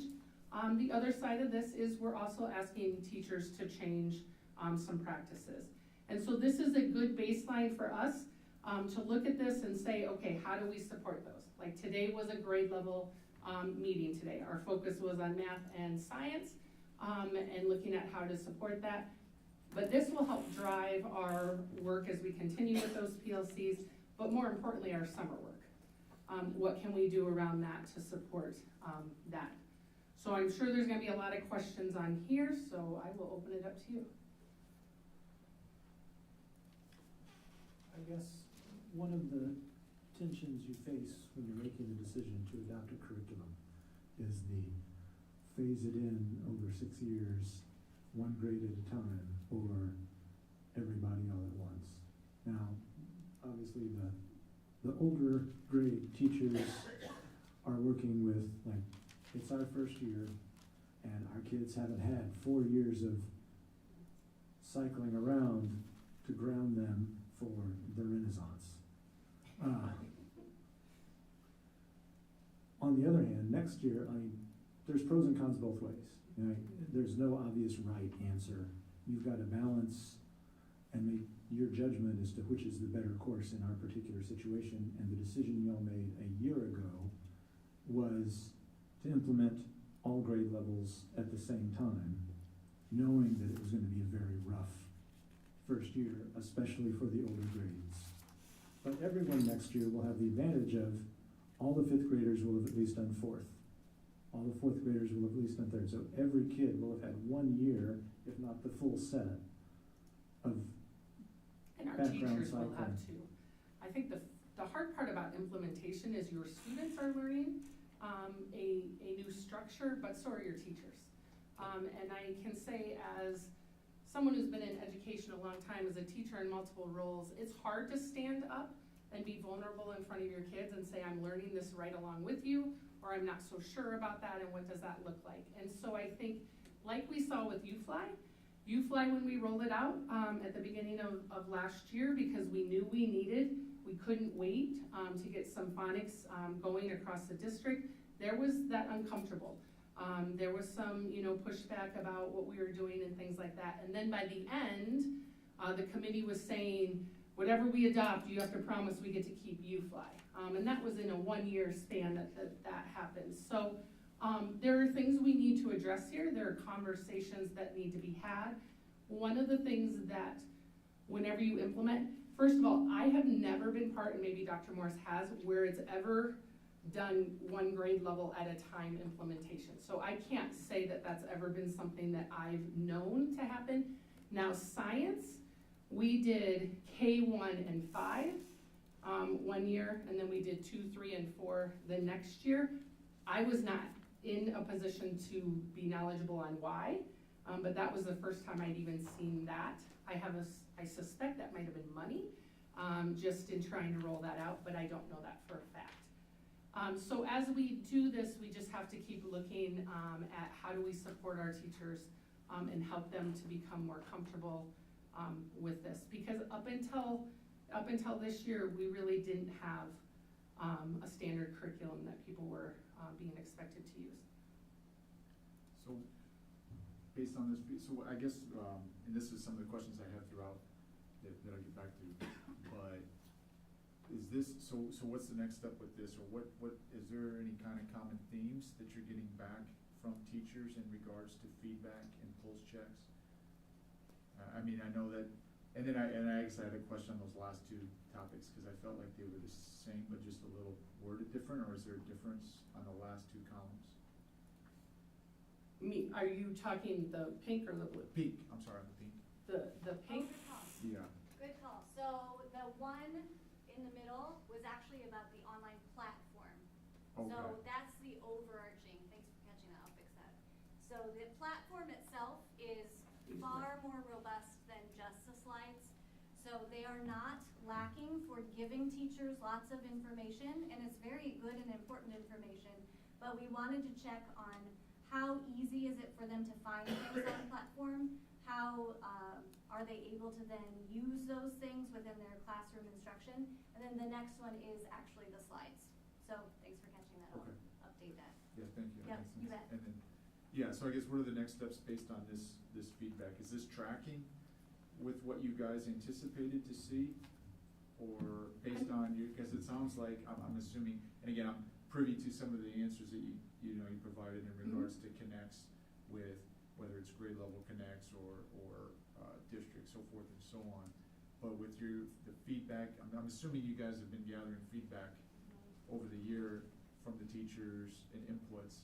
Is this tracking with what you anticipated? I would say yes. As Rhonda and I sat down, always, I'm a competitive person, so if a 4 is the top, I want to, always get to the top and support people to get there.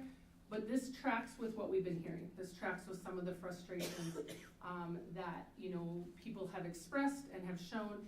I think the hard part this year that we've asked is that they use the curriculum with integrity. It's very hard the first time you use something, because as you look ahead, you think, oh, no, we don't want to do that, they're not going to like that, or something, and we want to change that. But without teaching it, without going through it, without experiencing it, it's hard to already make the decision that it's not going to work or that it doesn't fit in.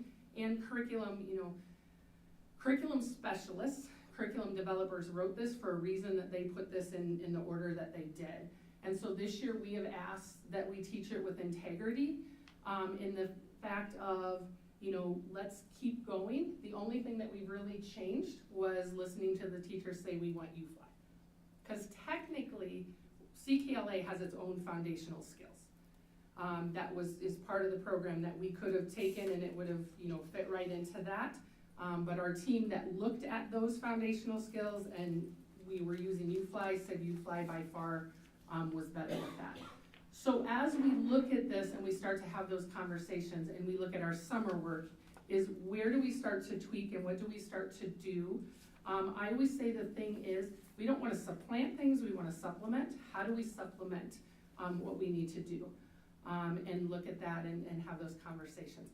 For me, this wasn't, it's not the data I wanted, but I wasn't surprised by the data, if that makes sense, saying that. I didn't say, yay, I'm gonna take this to the board and they're gonna love me and give me like a 40-year contract, but I also know with what we've been hearing, and the feedback that we've been giving, this represents some of the frustrations, and we continue to work through that. Implementation is hard. What are some of those concerns or reasons as to, you brought up an example of, looking ahead and saying, oh, I don't wanna teach that, or I don't wanna teach this, is there? I think we get used to the way we've taught it in the past, or we really like this, or when we think about it, I've done it this way for so many years, and I look at this, and this is new, it's gonna be different for kids. This way is better, or more comfortable, or, I'm not in their mind to know that. And I think, what did you say, about 10 years? So here's one thing that I think you should know about me. But it transfers to what I'm hearing from teachers without saying any teachers in particular. These topics go into topics that perhaps even we as adults in school didn't develop the background knowledge either. And so when you talk about teaching Reformation to 5th graders, or even some of the other topics, ancient civilizations in some of the younger grades, not only are the teachers using new materials, adapting to a different kind of schedule, having very structured literacy blocks where they had so much we had so much flexibility in the past. They're also teaching content that maybe they don't even feel like the experts in. And so they're learning alongside the kids, which I think is a great model, and I hope that the teachers can embrace that. But I also know how hard teachers are on ourselves, and we want to be the experts, and we want to be in and be ready and be the teacher that the kids need. And so it's just a very challenging process to go through. I appreciate what you brought up there. Is there any, consideration to the risk of, because I was thinking about that and just, thinking about my insight with my wife from teaching and things where you have kind of autonomy, where you have resources that you've developed or cultivated over time, and, tried and true methods, so to speak. And is there a risk or a balance of understanding what you're saying, we want to, work this curriculum, but of teacher burnout, for instance, is a big risk, or right now it's like, I can't do what I love to do, or I can't get as creative as I'd like to be. So this first year where we are adopting and seeing it through, the teachers recognize that they have the ability to slow down if they need to. They have the ability to use those pausing points and those culminating days to reteach or give more exposure. And then they also are bringing some really important things to the table that we're going to use in summer work. So that alignment between our science curriculum and CKLA, the ways that we can mesh those together, it's going to be really powerful and really important because it will free up some instructional minutes. When our interventions are working really effectively and we don't have gaps to fill, the things that the teachers love with book clubs and guided, controlled, teacher-directed reading to why read in those grades once they can read, all of those are still a part of what we will have here in Bettendorf. It's just as we are working our way through, those minutes have to go towards supporting Tier 1 right now. Rhonda, I have a question. On the pacing guides, yes. How does that work do the teachers feel pressed to kind of keep up with the pacing guide? I hope not, but I think so. Yes. Because we have a pacing guide based on our calendar. CKLA has a pacing guide that they have, but it's not connected to any actual dates. So we've developed it over time for what it could look like in a perfect world, while full well knowing that year 1 is going to not be that perfect schedule.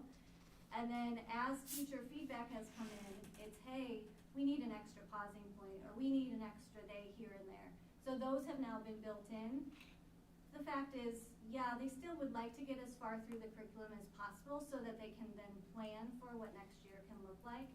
And we just all have to understand we're doing the best we can and we will get where we get and we're doing what's right for kids every day. You feel confident with more summer training, everything into blue, those numbers will go up next year? I believe yes, absolutely. I think having some others in roles like mine that have helped navigate this, you know, it's year 2, you really have that baseline of what I did last year, what I'm gonna change, how to make it better. And then by year 3, reportedly, it feels comfortable. So that has been reported more than once at different grade levels to me, but I think we have to just make sure we're supporting the teachers that are in our system to make sure that that's so. I also think it's important, as I look at our teachers in the audience, as I've acknowledged and shouted out many times, this elementary team in our district has had a huge lift in just my short tenure here. When I got here, I had board members, and I had teachers say we would like to have some consistency across our schools and across grade levels around what we teach, so that we have kids, because the mobility in our district is big, right? Kids are moving even within our districts. They may start at Mark Twain, but they end up in the same year at Neil Armstrong. And I'm looking at our Mark Twain teachers right now, and Hoover teacher, that they wanted consistency and alignment, right? It goes back to that vertical and horizontal alignment. And so with that, the math piece was already in play as I arrived in the district, which then, I think they were wrapping up their pilot year, my first year in the district, so I really didn't have a lot of knowledge. I was trying to learn alongside when that was going through. That had some bumpy patches to it, but they implemented that in, first year of implementation was 21-22. I'm looking at them just to make sure I have my dates correct. And you were still in the classroom, Rhonda. Yep, we were hybrid and we were telling kids to learn to use manipulatives and play games with each other without being close to each other. It was real fun. And then I believe that very next year, or that same year, a former CPD who was considered our science lead was working with a small group of teachers around what would science curriculum look like. So then that next year, 22-23, you're in your second year of math implementation. 3 grade levels are implementing new science curriculum, and we're in a pilot for ELA. And then the following year, you're continuing to, not pilot, sorry, curriculum committee for ELA. You've got another rollout, another group, grade levels of science, and then this year we're implementing English language arts. So they have not had a year in 5 years where they haven't either been reviewing curriculum, piloting curriculum, or implementing new curriculum. That's a huge, huge lift. And so while these aren't where we would want scores to be, they are, as both individuals have said, are consistent with what we're hearing from grade level leads at their PLC groups when they're district-wide grade level teams. I don't know if they have a fancier name for that, but or feedback I get individually or feedback they're getting individually. But I also think this is amazing data, and what the work they're doing is amazing, considering how many years of either researching curriculum, piloting curriculum, and implementing new curriculum that these teachers have lifted. And I just, I know they're tired. When I say this, I'm not trying to be insensitive. They should be tired. But what the data we are seeing, while it isn't where we want to eventually land, I think it's pretty amazing data when we stop to think about the lift these teachers have carried and done so graciously. We can always, and we only wish guest teachers would come out of the woodwork so we could do more training during the school year, right? But then there's that push-pull. Having been in the classroom, I hated being away from my kids and entrusting that instruction, but yet I knew I needed training, right? So there is, I'm looking at them because they're sitting right behind Rhonda. And please correct me if I'm saying something that isn't accurate, but I remember those days of having to implement new curriculum, wanting to continue to receive professional learning around it and work through those challenges, but not wanting to be away from my kids either. And so we would be remiss if we didn't acknowledge publicly also, again, how much our teachers have done to ensure that there is rigorous and high quality curriculum in the elementary classrooms. The hard work and dedication, the fact that we have this many teachers self-select into a 6 credit hour course. And then that too. Over several years, and the fact that they do it willingly, and a lot of the time, while we have great options for stipends or lane change or licensure credit, it's not enough. We told them that. I estimated at the high level so they would know what they're getting into.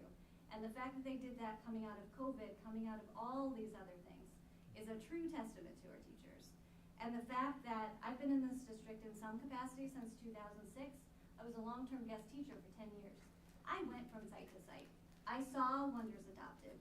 I saw classroom teachers try to use it and some who tried not to use it, and were told, go ahead and just shut your door and do what's right for kids. You can decide. And so it's a very different feeling when you have teachers who are willing to be honest about how it's going, but still be solution focused and still be looking to make it work for the kids. And so that's something to be really proud of. On that question that you're talking about, I appreciate that. That is a huge lift. And I know you guys answered this previously, and there's some conversation that's not on here, but the decision not to pilot this first for a year, how did that come about, or how was that decided, or who made that determination? Because I'm looking at this data and everything we're talking about, we would be in a pilot year, right? If that's the way it worked. So I'm gonna defer part of this to Dr. Morris, because I think piloting has a different term than it used to be, because they don't let you pilot without buying.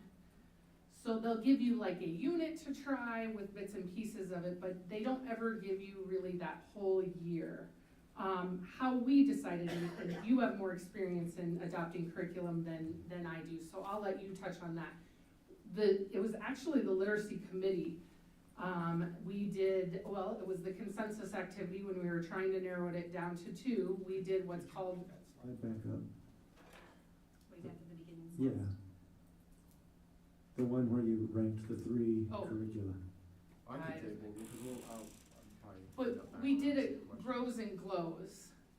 And one of the things that they said outright, and Courtney was part of that team, was they did not want to pilot. We had piloted math and done that, and it had not gone well for whatever reason. And so at that point, the team said, we're ready to go, and that's where we ended up. I mean, I remember when you showed this to us at the point of choosing to adopt it. And I was as struck now as I was then at the overlap that 3 of 25 did not have Amplify as their first choice. And a caveat. Two of those 3 had it as their second choice. And one of them was our preschool teacher, because we had her on the committee, so she admits they knew preschool didn't want this. I mean, I can't imagine a stronger endorsement. And it was important for us, part of the math, the feedback that as I came into this position, and at that time I was a building principal as it was rolling out, was that teacher voice and listening to teachers, and somehow in that situation they didn't feel that way for whatever reason, and so it was important that we got that voice to see where we were going to go. I would never guess that I could put 25 people in a room and come this close to agreement. It hasn't happened much in my life. And you can talk more about the piloting world of curriculum, because piloting can take on different meaning depending on the district you're in and how that process has gone. Traditionally, committees will identify, if you're a district our size, maybe 2 curriculums, and there's usually a very systematic and intentional way about how you pilot. Either you take half your school sites and group A does curriculum A and half the other sites do B, or you do all first grade classrooms in the district do one, all second grade classrooms do another, right? It just depends. I know in math, I think it was teacher driven. It happened before I got here, teacher driven around who piloted what. Just, you know, we learned hopefully from that. I think we did, and that is why even at the end of the first year of the ELA committee, Courtney, were you on both years? Okay, you were. Ish. I came in halfway through that year. That's right, because you joined us in January of that year. But you did join, I thought you finished out that first year of the committee, right? I think I came with Sarah. Yeah. So I remember our former associate superintendent, and Jamie at the time was in kind of an interim position, filling in for someone out on leave, coming to me, sensing that the committee was going to ask, can we slow this down? Can we take another year to look at this? Because letters had just started to somewhat take off, and they were feeling, to use Jamie's words from earlier in the presentation, that they just didn't feel like they had the right questions to ask to really ascertain which would be the best curriculum to use. I don't even think I hesitated. I was like, if that is what the team is feeling we need to do, let's get this right? Let's slow down, let's learn, let's take that knowledge and be able to apply it, right? Isn't that what we teach our students? We're gonna give you skills, now we want you to apply that in future endeavors. So, and then I can remember vividly the day they came in and shared the results of this. Everyone was stunned. On this one here, because I know one of the answers too was about, and I think it was mentioned earlier, the math curriculum, the teachers didn't feel like listened to maybe or something like that. I don't know all the details. Do you guys feel like teachers feel their input? I guess I was taking that off of that question. So based on, I would say, based on this, based on as they've had the opportunity in the different venues, such as grade level PLCs, district-wide grade level, our grade level leads, principal meetings, the feedback from coaches, I do feel like that there have been opportunities for teachers to share their, we call them glows and grows, right? Isn't that how we kind of word their opportunities? We're gonna continue to see that for this. For the adoption of this. Well, based on the committee, and that every site was represented, every grade level was represented, and that was teachers could self-select into that committee, correct? Like they could show interest, and then we made sure we had grade levels represented. Yeah. You couldn't have 15 teachers in 3rd grade and nobody in 5th grade. Right. So we had to do some shifting, just so we had every grade level, every school site represented on that committee. So do I feel like they hopefully accurately reflected their peers, like, and got input? I do believe this process was as comprehensive as a process could be, especially because it spanned over 2 years. And you added, what was it, 12 new members the second year? I don't know, and Courtney, I'll look to you to say, do you feel like that committee could have done it differently or better? No, and I think we were just, what pops in my head is just we were striving for consistency across the board. So I think that's just really what like drove us to, I mean, obviously that data and then getting to adopt it. And we tried to give space for their grade level, smaller representation at those meetings, but then we did build some space for maybe K2 and 3-5 to do some looking at things together, talking about it together, knowing that what happens in those younger grades impacts the upper grades. So we tried our best to cover all the bases. Is it perfect? I don't think anything's ever perfect. We still would take away things from that for the next adoption process, whenever that might be. So not for a while. That's awesome. So not for a while. Did that answer your question, Director? Yes, thank you. Okay, thank you. And sorry for a misunderstanding it at the start. I'm gonna go super quick through this. So it just so happens they do a leading for impact at our AEA, and that's part of it for leadership positions. And from across our AEA, tons of people come. I don't know how many, but that room is packed full. And this year, one of the things they really focused on was implementation science and the guiding principles behind it. So I think when you look at that, those are the top 10 things you have to when you're thinking about that. I'm not going to read to you, but I do want to highlight that number 2, It's about that adult behavior change. We're asking them to maybe do something differently, and that's not comfortable at all. I drive a car that's 2006, right? Do I need a new one? Yeah.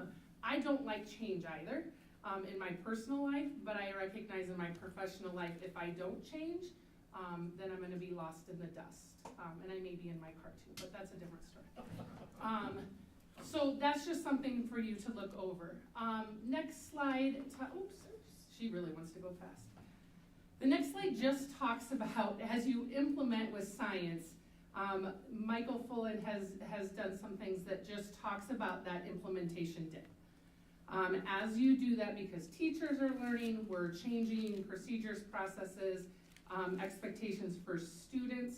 I will own, this is a very rigorous curriculum.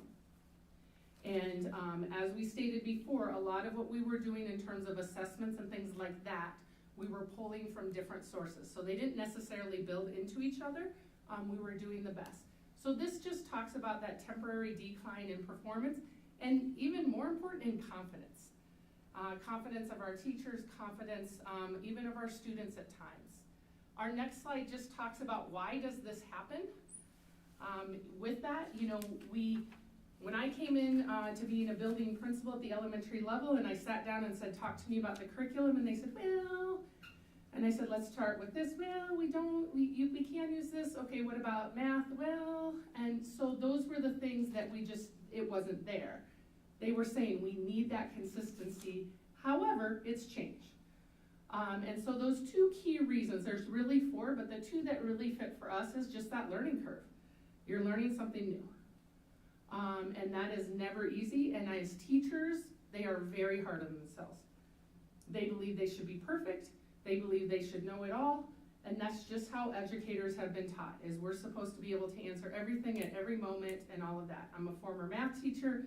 They'd come to me with pre-calculus when I coached and be like, you're a math teacher, do this. And I would be like, yeah, that was like 20 years ago. Gonna need a little bit more.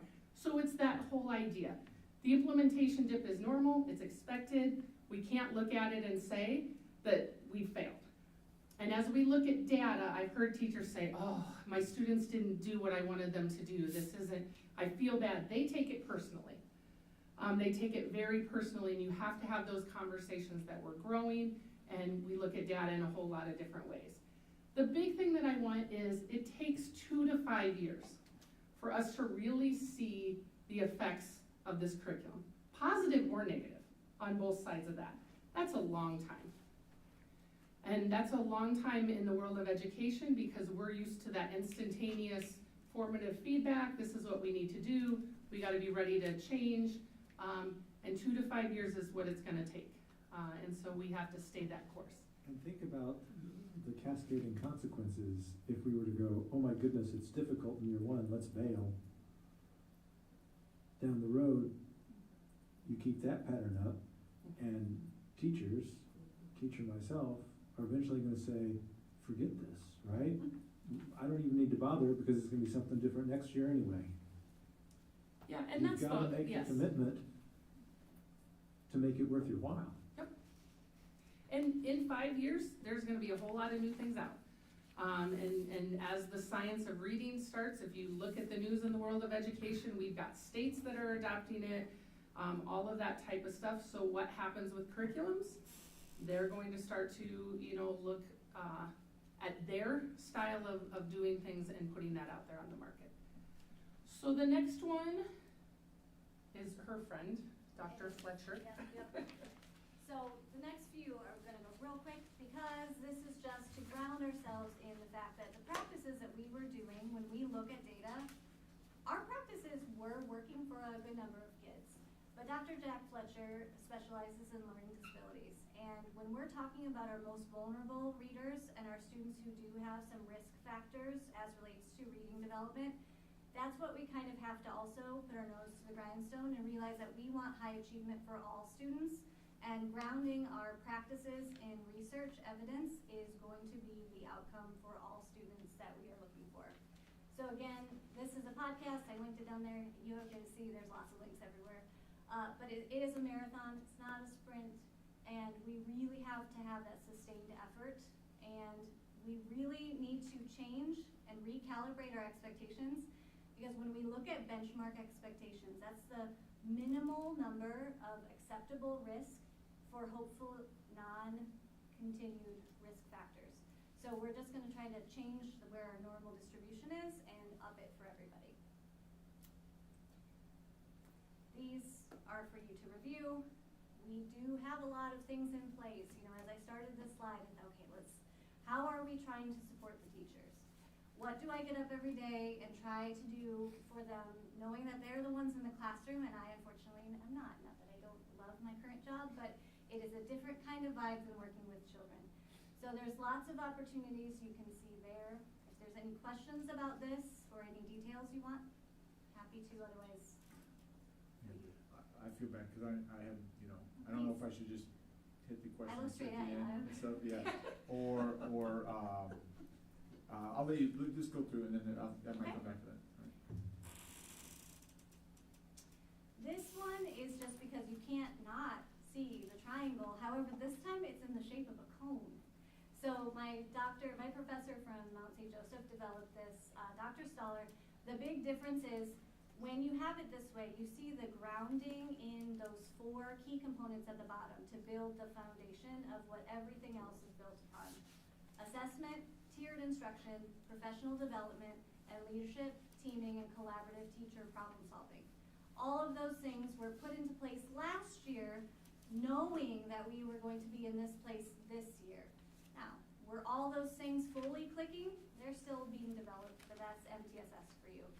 So, CKLA, UFLY, that's your tier 1, that is your primary prevention for reading failure.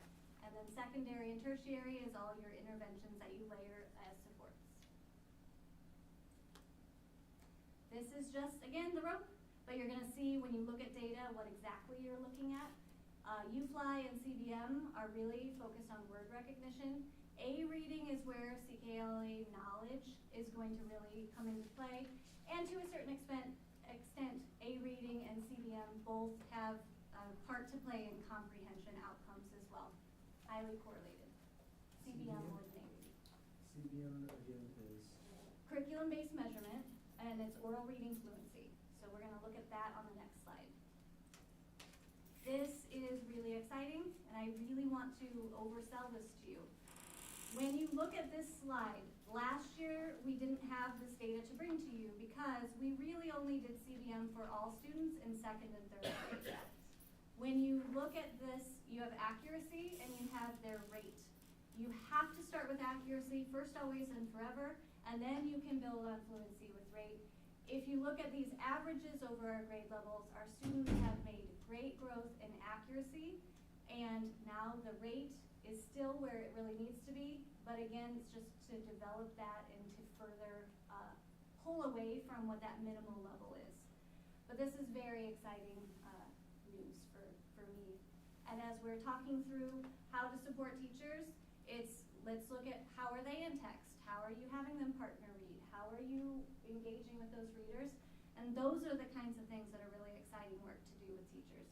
Because when you focus on instruction, the assessment will come alongside. This one is A reading. Early reading is K1. You can see our K1 data is still a bright spot for some of the growth that's measured in this particular set of subtests. This is critical for K1 to get right, because K1 by the end of 1st grade is what launches the rest of all of their scores. Now, A reading really is going to take a minute to catch up with CKLA, because A reading is those comprehension, more broad measures that require generalization of skills. So when you're talking about vocabulary, we're developing that now very intentionally through CKLA, but in order for them to have a depth and breadth of vocabulary, that is what develops over time. So those are going to catch up, but they're not where we want them to be in full transparency. This is the glows and grows that were referenced earlier from staff reflections. This was anonymous. Granted, there were team leads, administrators, and coaches. We were there, but these are what was captured for glows and grows for literacy. Yes. we go back one slide for just a Sure. second? Looking at the grade level A reading, Yep. obviously, you're seeing, especially at the higher grades, declines. Richard, could you talk in the microphone, please? Thank you, yes. We're seeing a little bit of a decline. Seventh and eighth, they're not doing in-flight CKLA, so that, but given what you just talked about, Yep. about the implementation dip, Mm-hmm. is this expected? Is it actually maybe a smaller gap than we would have expected? I don't know. So when I talked to my professors about some of this, you know, a 3 to 5% could be pretty typical from what Just their experience. variation. It could be. Now, I'll say, you know, to your point, 6th, 7th, and 8th hasn't changed their curriculum. So that's something just to think through and reflect upon. But it's not what we want to see, of course. And so this is just going to be that digging in now to look at diagnostics and what is being done in your tier 1 setting and to support the students through interventions and accelerations as well. So all of that is already in place, but it does help us focus our work. One of the things when we looked at this data, and Courtney can probably speak to this, when we did our benchmarking was right in the whole snow world and late starts and everything like that. And so, as we looked at the data and saw that 6th, 7th, and 8th also dropped, as we talk about an implementation dip, they don't have an implementation. I do, and I can maybe look to Courtney on that side of things, is we didn't have a full week of school. We came out of winter break, and then we didn't have a full week of school where we were there the whole week and started on time the whole week. And I'm wondering, I can't prove it, and I can't, if that played a little bit of effect on that testing window. Someone said to me, as I process out loud, and anyone who's around me knows I talk to myself, but this was a real person who said, well, then why didn't you just move the window? The fact is, the further you push that window out, the longer it takes us to intervene with kids, the longer it takes us to do those diagnostics, and that would be on me. I chose to say, we're just gonna go forward and take the data that we have. And so, I know teachers are very hard on themselves. As I had conversations, I always wanted to say to them, yeah, however, we came back to the snow apocalypse and late starts, and so students were all discalibrated, and we said, sit down and take this. So I don't want it to be an excuse, but I do want it to hang out there that I do think that disruption did play a part, especially when I look at that 6th, 7th, and 8th having the same drop that we are seeing otherwise. Can you also talk about like those windows aren't necessarily completely set by the district, are they? No, so the state gives you a window, and then within that window, we choose to set our own window. And we have tightened it up over the last few years because while it's easier to just do a test here and there and stuff like that, all the time that we're taking to test and do diagnostics is time that we're not intervening with kids and getting that intensive help. So yes, we don't get to set the big window, we do get to set the narrow window, and I will own on my end, I said we're gonna go forward. We'll be testing at the end of the school year. Yes, so we will test, you gotta love the school system in that April and May are assessment season between ISASS, Conditions for Learning, and FastBridge. We hit it all. So yes, that will be coming again, and we will stand here one more time. Okay.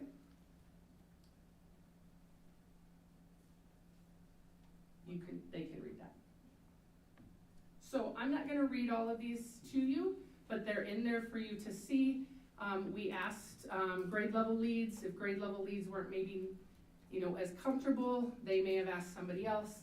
And we took, some I will own, we maybe shortened a little bit because they didn't fit on the slides. But we tried to catch the gist, and we quoted them word for word. 3-point font? Well, No, well, she knows, I'm old. I mean, if you're gonna say something bad about me, I'll hear it, but if you're gonna do something bad at me, I probably won't see it. So, she's learned it's gotta be a little bit bigger for old people like me. So, the next few slides, please read through that, and take a look at what our teachers had. I appreciate their honesty, I appreciate their willingness to put their name, on this, because sometimes it can go either way. You can have colleagues that maybe aren't so happy that you did, and you might have others that way.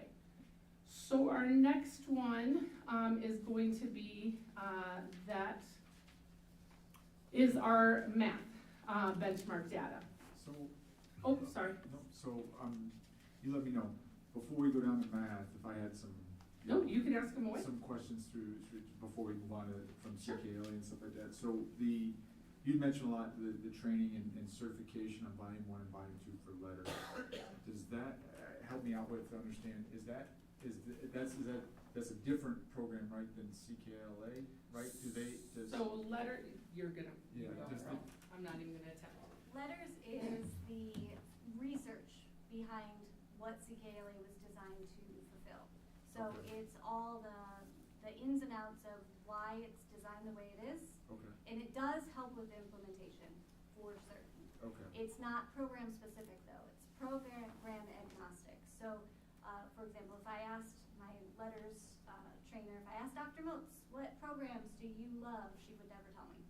So that's something to know, that it doesn't guide you to a program, it guides you to the research. Okay. And the research should be what guides you to the programs. And then, so the letters complements then the Yeah, CKLA? no, the letters is the foundation for the implementation of CKLA. Okay. Yeah. So letters is not, can I just? Yeah. Letters is not a teaching program. Mhm. It is the learning that the teachers do to learn how to teach. Yep, it's cognitive science, it's brain science, it's Okay. how children learn to read. I see, so letters is more of how to teach material. Yep. And then CKLA is the content that's being taught. Correct, yep, Okay. yep, and it's also, it helps with assessment, so what to look for, how to respond to students who are struggling, all of that is covered in letters, That was so. a great segue. That was one of the questions I had, but so I have a first and third grader, Sure. so I, get some insight from there. Mhm. But for the curriculum, for differentiation, right, for high functioning, or, high scoring kids, medium, low, does it allow for differentiation? I know that you talked about how rigorous the content is. Mhm. We're finding that, does it account for where children are in the classroom? So it does, however, here's what I will say, and I'm gonna look back at my teacher friends. I don't know that we are prepared to fully be able to, am I speaking out of turn to say how to really differentiate yet? I think maybe by next year we'll have, because they have the supports and everything, but right now it's just kind of like getting it all, teaching it for tier 1. I have used the enrichment parts of it towards the end of the lessons, but Okay. supports.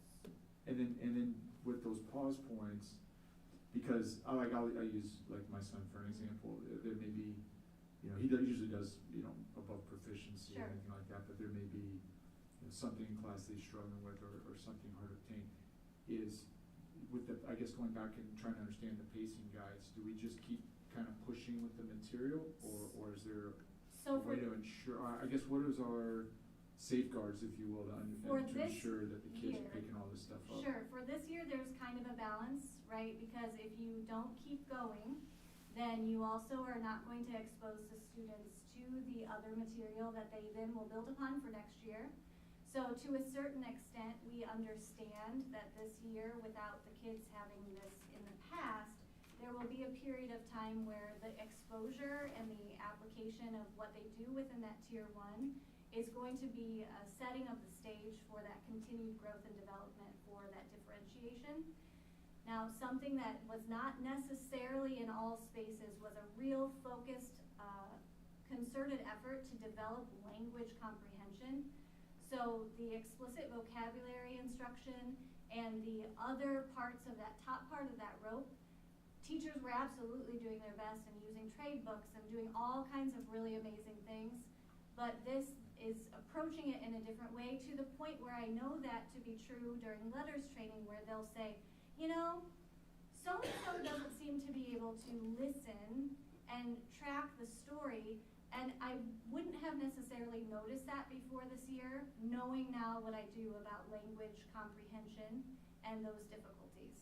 So it's a very nuanced approach and a nuanced difference in how we're developing our readers with word recognition and language comprehension as those two key components. Do you want to talk about tier 2 intervention, as he's talking about they're struggling with something? Well, yes, I do. Do I? Yes, I do. Do you mind? Because here we go. So, when you think through word recognition, UFly has weekly progress monitoring assessments.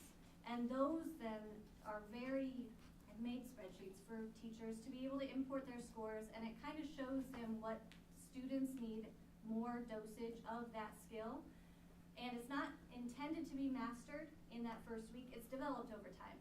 And that's been a very difficult thing as well with this curriculum, developing standards over the course of the whole year, instead of teachers focusing in on one standard for 3 weeks, and then I can tell you, yes, you did this graphic organizer, you can do that standard. So when you ask if it's differentiated, it is in the fact that it also builds over time. So you are not doing it a one and done. You're coming back to it again and you're assessing it again. So it's kind of a very, again, a shift in practice that the teachers are coming alongside, and they're intervening within our win time, which is what I need. And that looks like, again, advanced word study supplementation, more novel studies, more wide reading, more vocabulary instruction.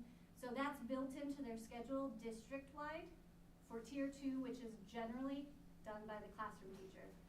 Tier 3 is that tertiary, that top 5%, where it's highly skilled, highly trained specialists doing that job.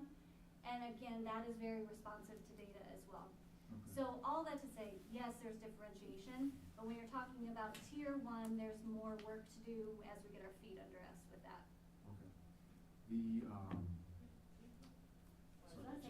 Yeah, just to give like a small snippet of an example, like within our lessons, there's typically new vocabulary for each chapter, and you know, in the script, a vocabulary overview is 5 minutes, and it might be 12 new vocabulary words, and they know 2 of them.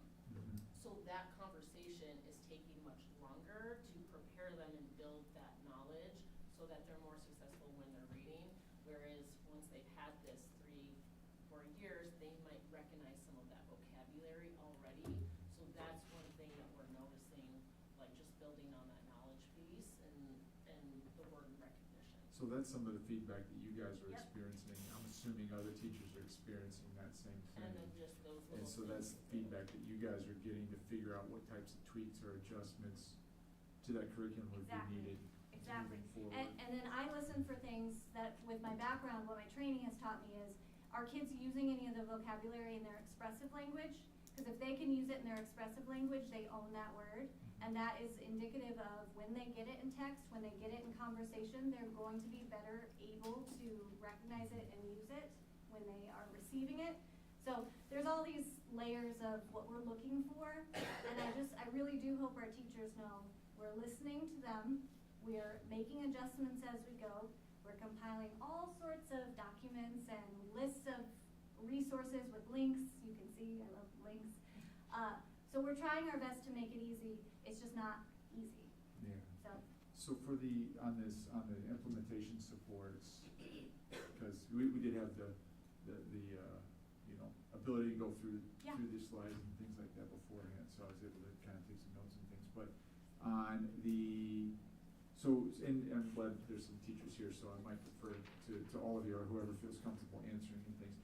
But with the assessments, because as I understand and looking things up about CKLA, it's very assessment heavy and a rigorous thing as far as, or it seems like there's a lot, it's very big on it's that more stuff, assessing than we have done. Yeah, so are you guys finding that the assessments are hitting the mark in regards to giving you the data that you need in things like PLCs, or when you guys, I'm a bit familiar with, again, I have some by association teaching experience through my life back in, whatever, but, is there a lot of time for just grade level in your building PLCs with other teachers to figure out what's working, what's not working?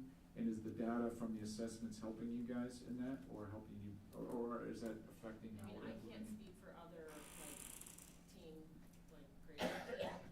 Mine are great, they came here tonight just to warn me, but, I won't name some of them, come to you.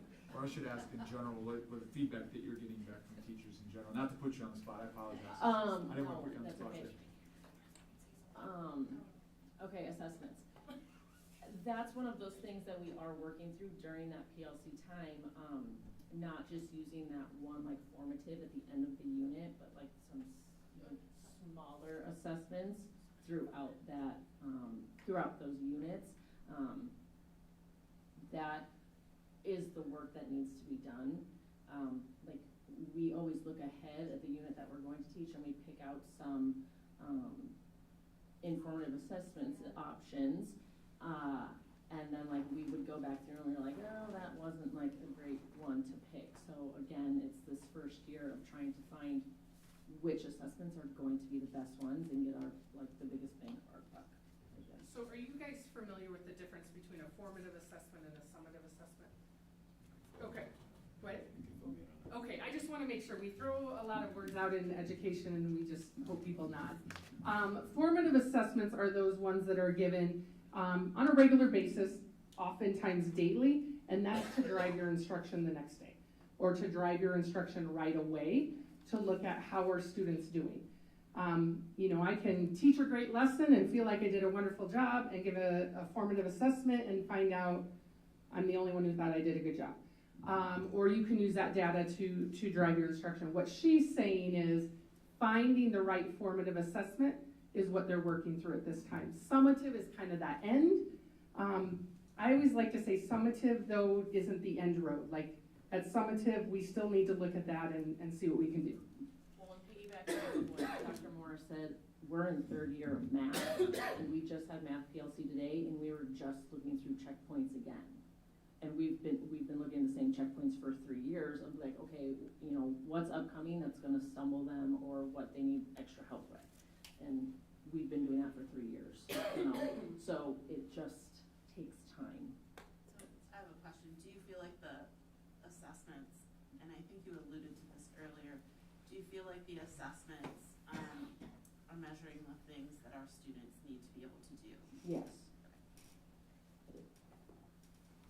I want to say, can we go back to Carla Ford's slide where she specifically talks about the students, one of the biggest challenges, third paragraph, one of the biggest challenges for kindergarten has been for students to learn how to take assessments. This is huge. So I feel we are not getting an accurate end piece at the end of our assessments. If I sat down one-on-one, absolutely. But the verbiage in the books, the test sheets, they need to be revised, and that is going to be some serious summer work. So definitely, solution focusing with this program, we've got it, it's here to stay, but I think we've got a lot of tweaking to do. And I think we've got some gals here that are definitely on board. I'm not 100% sold, and I think both these ladies know that. But like I said, it's solution focus.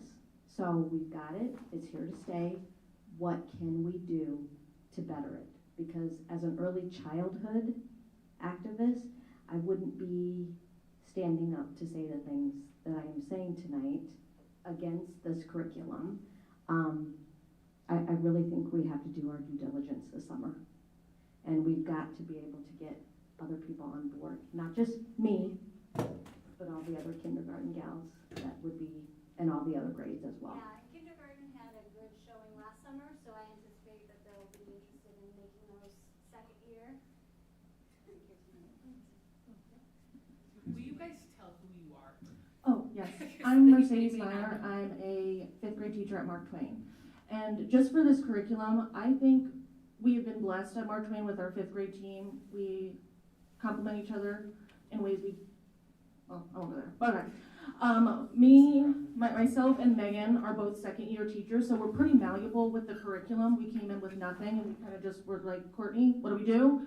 And she led the way for us. So I think we, as a team, are really invested in wanting to do this curriculum. We have been pulling out Unit 6, Unit 7, and looking at all of the next units we're teaching and trying to figure out what we're going to do. But I do think it's teacher buy-in and giving them support, because I often find myself taking home the reader and the student workbook and the teacher book over the weekend before I start a new unit and start digging through it and looking at what I'm going to be teaching. Because while I am learning about the Renaissance, and I'll be learning about the Reformation and Shakespeare, I want to know at least a little bit so I'm not like stumbling and losing instructional time because I'm like, what am I doing? So I just think extra support would be, and time just to plan would be great, because it's a good curriculum and the kids love it. So that's what I've seen. They love it. All right, thank you. Last couple slides here, lightning round. I just have a comment that, and I haven't said much tonight. I just look back at some of the major projects that I've implemented at my employer in the last 5 years, and probably none of them come close to what this is, and none of those have gone off without a hitch, and we've never had full buy-in to begin with, and sometimes things change that we don't like to change, and I want to say I think it's important to realize that we're not even a year into this. And I also think it's important to say that when we're providing materials ahead, if there's a books of questions, I would really love to see those come to staff beforehand so that they can work those answers into their presentations ahead of time.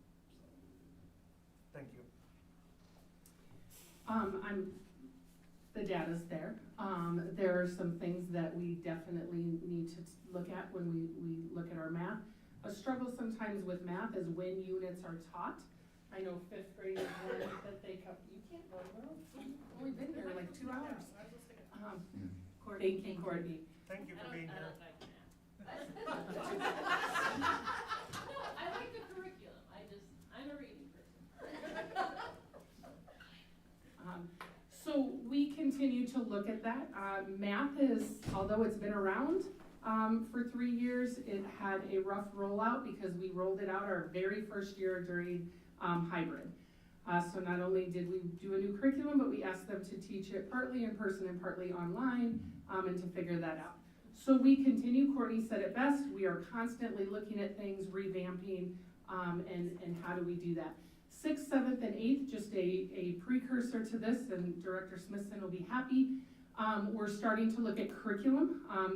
The current textbook that's used in 6th, 7th, and 8th is up. And will end at the end of this year. We will not be renewing with that. We're going through some PD right now with those teachers to make sure we're setting that groundwork, and then next year we'll be looking at what is out there to best meet our needs. And I think the next one is looking at our staff reflections when we brought our team leaders together, or grade level leads, sorry, I'm back to my time at middle school. Our grade level leads, our instructional coaches, and our principals together and said what's going on in terms of math for first semester. One of the things we worked hard is that data dashboard. So the program we use is illustrative math. The platform from which we use it off of is Imagine Learning. And Imagine Learning has upped their game around that data dashboard and trying to get teachers to use that a little bit more. And then I think that this kind of sums up as we work with teachers in looking at changing.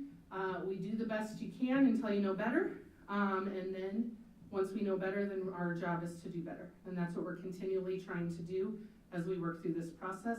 And then I didn't get a lot of kid pictures in, but I believe, Kim, is this your class? Yeah. I thought so. So I always go to Facebook and steal. And I'm sorry I did not introduce myself. Kim Freeman, 31 years teaching kindergarten at the same building here for this district, as well as a graduate from this district. So these are her students. as they see themselves at 100 years old on the 100th day of school. So, questions? Quick And we question have on the full math. buy-in on that day. That's a great idea. Can we keep it pithy on the end here? Yeah, quick Yes, question on the thank you. math is I noticed there was the grows is, I'm guessing that's the part where you know, things to work on and grow on. Mhm. Is when switching to digital online tools, is that, I guess, what does that entail? Is that the kids are doing math online? So we or have not on paper? Because I It's- saw that there was seeming conflicting Yes and on the yes. grows part. Yeah. So some of that is students being able to interact and do things online. Digital centers were brought this year. So part of the math curriculum is that they do centers and work together. But there is that availability for digital centers, so kids can go and play against the computer. The other side is they're able to take the assessments online. K1 said, nope, not gonna do that, and that's okay. I get that, I don't know how you get a kindergartner online and to do that. Some of our other grade levels have said we're interested in that because that's what feeds into that data dashboard and gives that availability to look at item analysis and all of that. Where I wanna say that is a push that we're doing is all of our assessments, our state assessments, ISAS and FastBridge are computer. And so we have to get students, we're not as comfortable with it. I'm a former math teacher, like you had to show your work, or I didn't know what was going on. However, it's moving towards they are doing more of it online, and that is hard for kids if we don't ever teach them how to do those things online. Okay. How's that feedback going on that? It hasn't been a requirement. We did the training, we said, do you wanna, those that wanna try it, let's go. Those, we weren't gonna push something new when we were doing CKLA.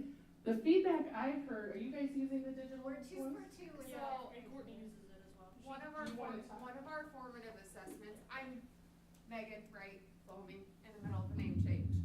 I am one of the 5th grade teachers at Mark Twain also. We have done a few of the formative assessments. I like to do it on paper so they still have to write out, draw, because getting 5th graders to figure out how to draw on a laptop trackpad to show their work is very tricky, but they seem to like it because it also gives them their feedback right away with how they did.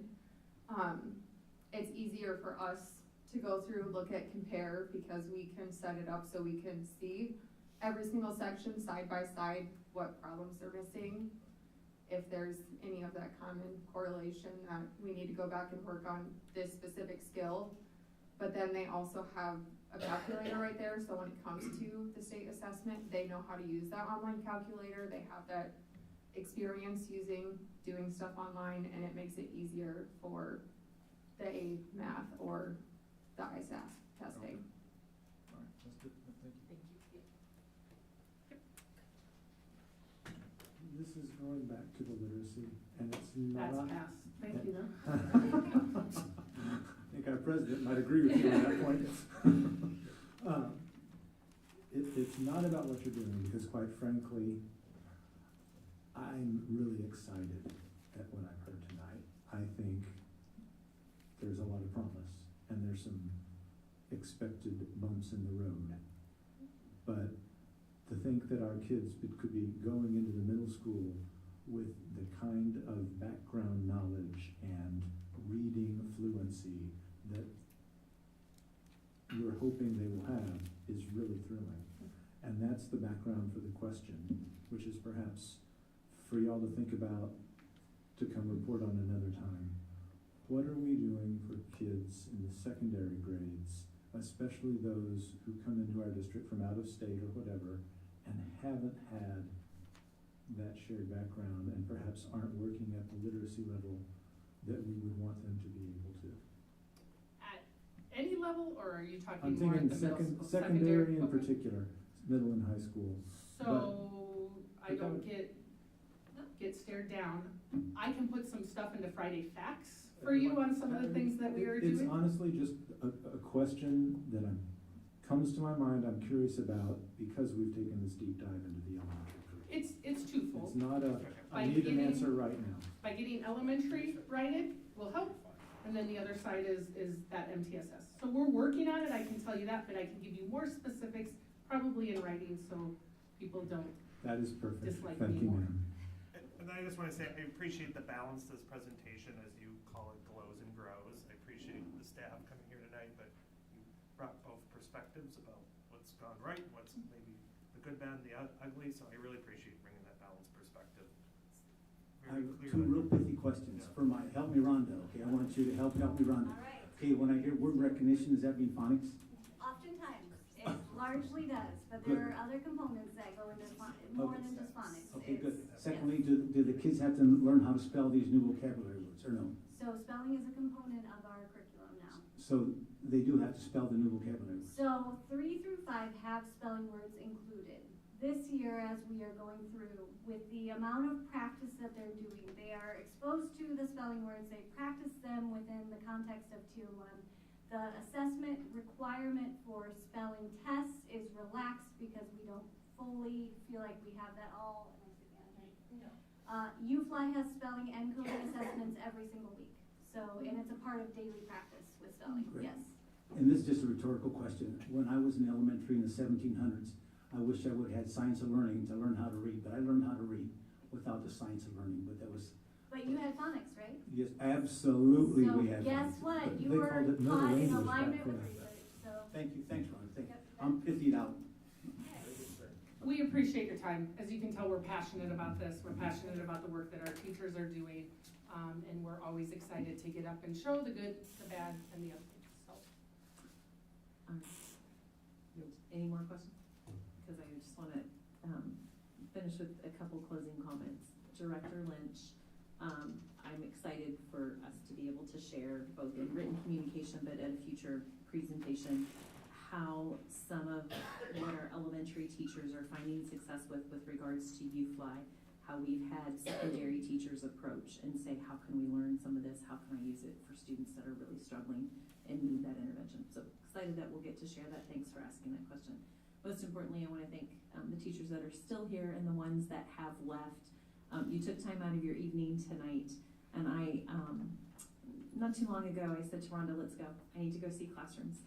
And I wanted to go with her specifically because I wanted her to take me out randomly to a building and into classrooms where I could see some of this in action through the eyes of someone who's connected to it on a daily basis.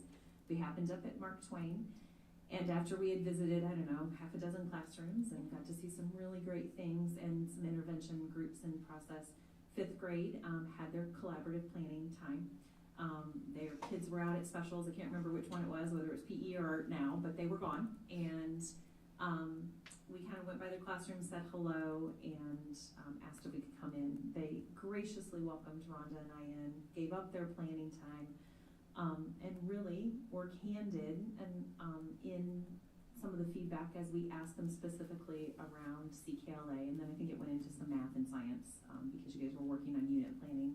But I just want to thank them for that because it's not always easy when a coordinator and a superintendent walk into your classroom and you graciously gave up some of that planning time because those kind of conversations, impromptu on the ground, really give us that needed feedback. And I remember Courtney sharing some of the materials and things that were going on. I think it was more assessment related. And I had followed up with Rhonda later to make sure we're supporting that. But thank you, and Kim, thank you. Thank you for 31 years. We are lucky to have that constant force in our district. But you were here, you guys hung on tonight. Please give my gratitude to Courtney tomorrow. I know she had to go with her kiddos. But with your willingness to take these chances, to be vulnerable to learning, right? We ask our students each and every day to be vulnerable to that same learning. And when they get to see adults like you learning alongside, I don't think there's anything more powerful than for our kids to watch our teachers learn at the same time if we truly want to aspire to that core value of lifelong learning. So thank you for being willing to take those risks. Thank you for being willing to share the candid feedback. And thanks for hanging in there tonight. I really, truly appreciate it. Thank you for listening. Thank you, ladies. Your passion is well placed, putting this together for us. This curriculum is one of these areas that this body likes to have oversight on, and thank you for giving us time and for these lengthy discussions on this topic. and I think we should plan on doing this by the same time next year. To the teachers out there that are listening, please utilize those feedback loops that are in place as we close out this season and over the summer to continue to iron out the process. Thank you for letting us know some of those things that need to get worked on. I'm confident our year-round staff will get after that, and that's the way to influence positive change. Utilize those feedback loops, and we'll see, get a progress report update in 2025. Looking forward to it. Okay. All right. Okay, we'll close this out and we'll transition to 5.02, January financials. Do we have a motion? I move we approve the January financials as presented. Second. Very good. Roll call. Unless you have a. No, I'm ready to You're ready, say yes. So no, you don't need me to explain anything? No. I'm sad, Oh. I had my notes, no, I'm just kidding. Okay. All right. Heather. Highlights. No, it's okay. All right. Roll call, please. Yes. Director Larkin? Yes. Yes. Director Lynch? Yes. Director McGivern? Yes. Director Smithson? Yes. Director Yes. Castro? Director Champion? Yes. Motion carried 7-0. Okay, legislative updates. Is there anything you want me to follow up on? Anything you all would like to address tonight? No, I'll keep it short so people aren't here all night.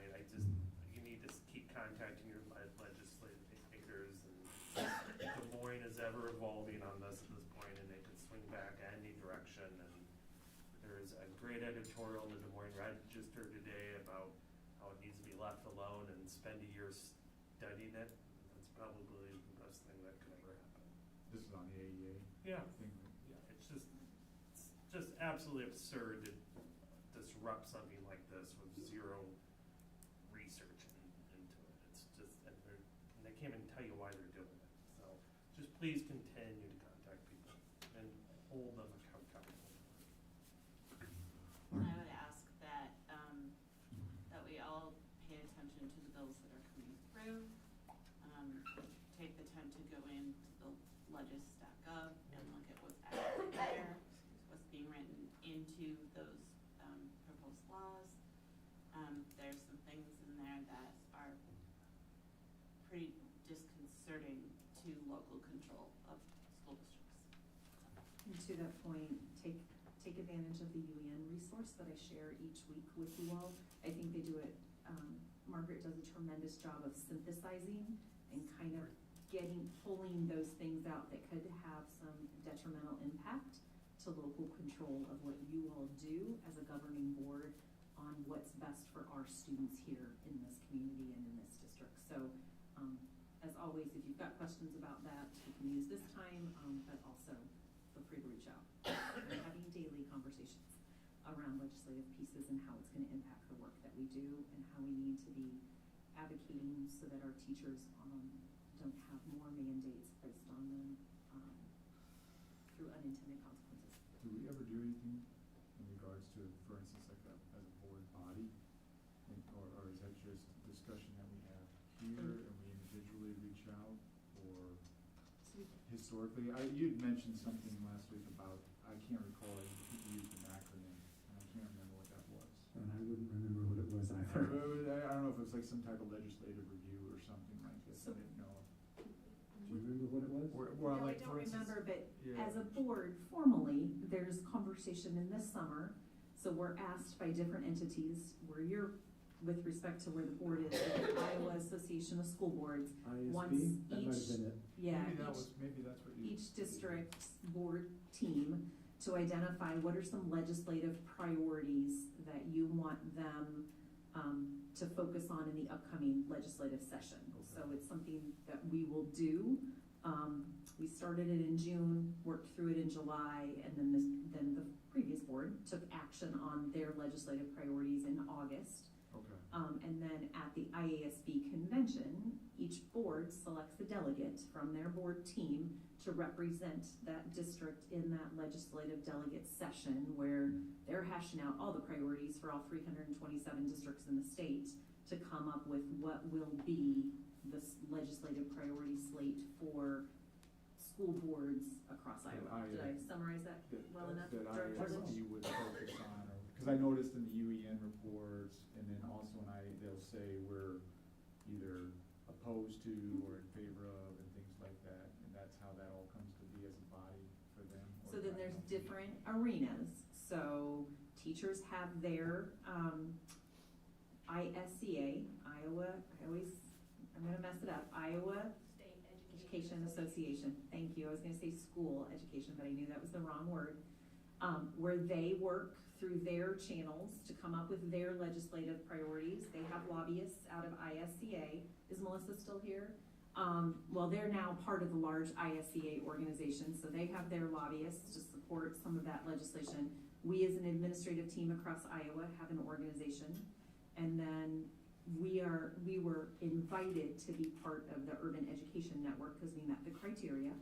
And they too look at the bills and what impact is it gonna have on teachers in the classroom, support staff, district boards, district leadership. So there's different layers of where we have opportunities. And then individually, as citizens and taxpayers in Iowa, you definitely can be reaching out. And we are blessed to have local legislators that really do wanna hear from us and that really do take our input. So I spent most of the weekend on the phone with Representative Moore.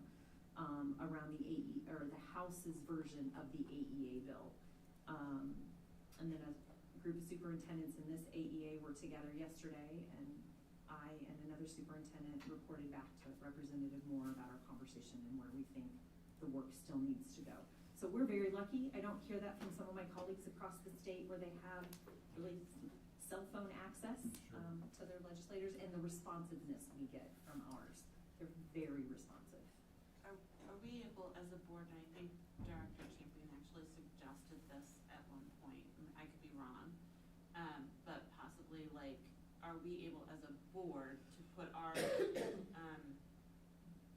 thoughts together and come out like as a board opposed to, or, write a letter to oppose? We haven't historically, but there's nothing that says we can't. I know that the Davenport board looked at a resolution on, I believe, on the AEA issue, and we could look at what they proposed. I don't know that they actually acted on it. I don't know that either. You can, but to Director Lynch's, my time here, but then what I could ascertain in doing my research before I came, I haven't seen that level of advocacy, I would say. I think it's been more individually based, and then our legislative priorities. And I'll defer to Director Castro because he's the most. We have not. But we could, right? There's nothing saying that we couldn't create a resolution if the board felt like that was something that was important enough to them. No, I would, because this gets into politically dicey stuff. This is a non-political board, Richard. That's why I was going to say it would be nice if those could be consensus. If we're passing resolutions 4-3, that's kind of, it kind of undercuts the point of the resolution. Yeah, they'd almost have to be like unanimous. But I just wondered, because I knew that there was one on the agenda for Davenport, so I don't know if it was passed or not. Yeah, I can look into it. I don't know either. I lost track of that. But I will, again, reach out if you have questions. Margaret Buckton is always willing to speak to any board member. She's a former school board member herself. And then your other resources is to talk to your other your other board members in neighboring districts and our local legislators. Like I said, they're extremely accessible and responsive, and really do. I was in a meeting Friday afternoon, and one of our other representatives that represents our district in that conversation heard them put something out in that meeting that he and I had a individual conversation about. So I know they're listening, and they are trying to advocate for maintaining that local control, but also making sure that we're setting students and the staff that work with our students up for success. So keep reaching out. I do know the feedback around the AEA bill is helping to make the right changes and to slow that down. And so it wouldn't have come without, I will say one of our representatives said to me, they have yet to receive an email, a text, or a phone call showing, I guess, indicating support for the current versions of the AEA bill. And that's for our, not just our district, but all of the encatchment area that this individual has, which has multiple school districts within it. Okay, very good. 5.04, do we have a motion? I move we approve the policies listed below as presented. Second. Roll call. Director Larkin? Yes. Director Lynch? Yes. Director McGivern? Yes. Director Smithson? Yes. Director Castro? Yes. Director Champion? Yes. Director Farkon? Yes. Motion carried 7-0. All right, upcoming calendar items. See everyone back here tomorrow. I just had a question about the calendar, because of the illness, and we're shifting what we're developing on what day. There was a I was later BMS development workshop scheduled for later. There was a tentative date later in March. Okay. Yes. Well, So that's that for the, will- for the BMS. So originally tomorrow night was gonna be around budget, but someone has been very ill. And so thanks to, President Larkin last Friday in board development, he said if that individual is not feeling better, please know we can slow it down. So he was extremely grateful, and trust us, we don't want him around. None of us wanna be sick. And so because we've also want to keep the middle school project moving forward, when we were trying to arrange calendars, when we knew budget had to come because of some of the new deadlines, we were looking at more mid-March after spring break for that, and I had asked for feedback on 2 different nights, right? I think it was the Monday and Tuesday right after spring break, and I heard from some of you. With moving the budget workshop, we were able to open back up middle school sliding in tomorrow night, since you had already set this time aside. And so that March 18th or 19th date, Director Lynch, that I think you're referencing, will no longer be needed. I think we'll be able to accomplish everything tomorrow night. And I'm gonna look at Kirk, because I don't see why we can't. And then we can get that project moving a little bit faster, potentially, and then still meet budget deadlines by, I think the new tentative date for the budget workshop is March 5th. But this was already posted before we could get that on there. And being sensitive, there's a choral extravaganza on the 5th. That is why we had asked if we could start at 5, so that those individuals on our board that have children participating in that, they can also be there for their children. So. Very good. All right, see you guys back here tomorrow, and motion to adjourn. So moved. Okay, fine. So moved. Oh. Motion to adjourn, so moved.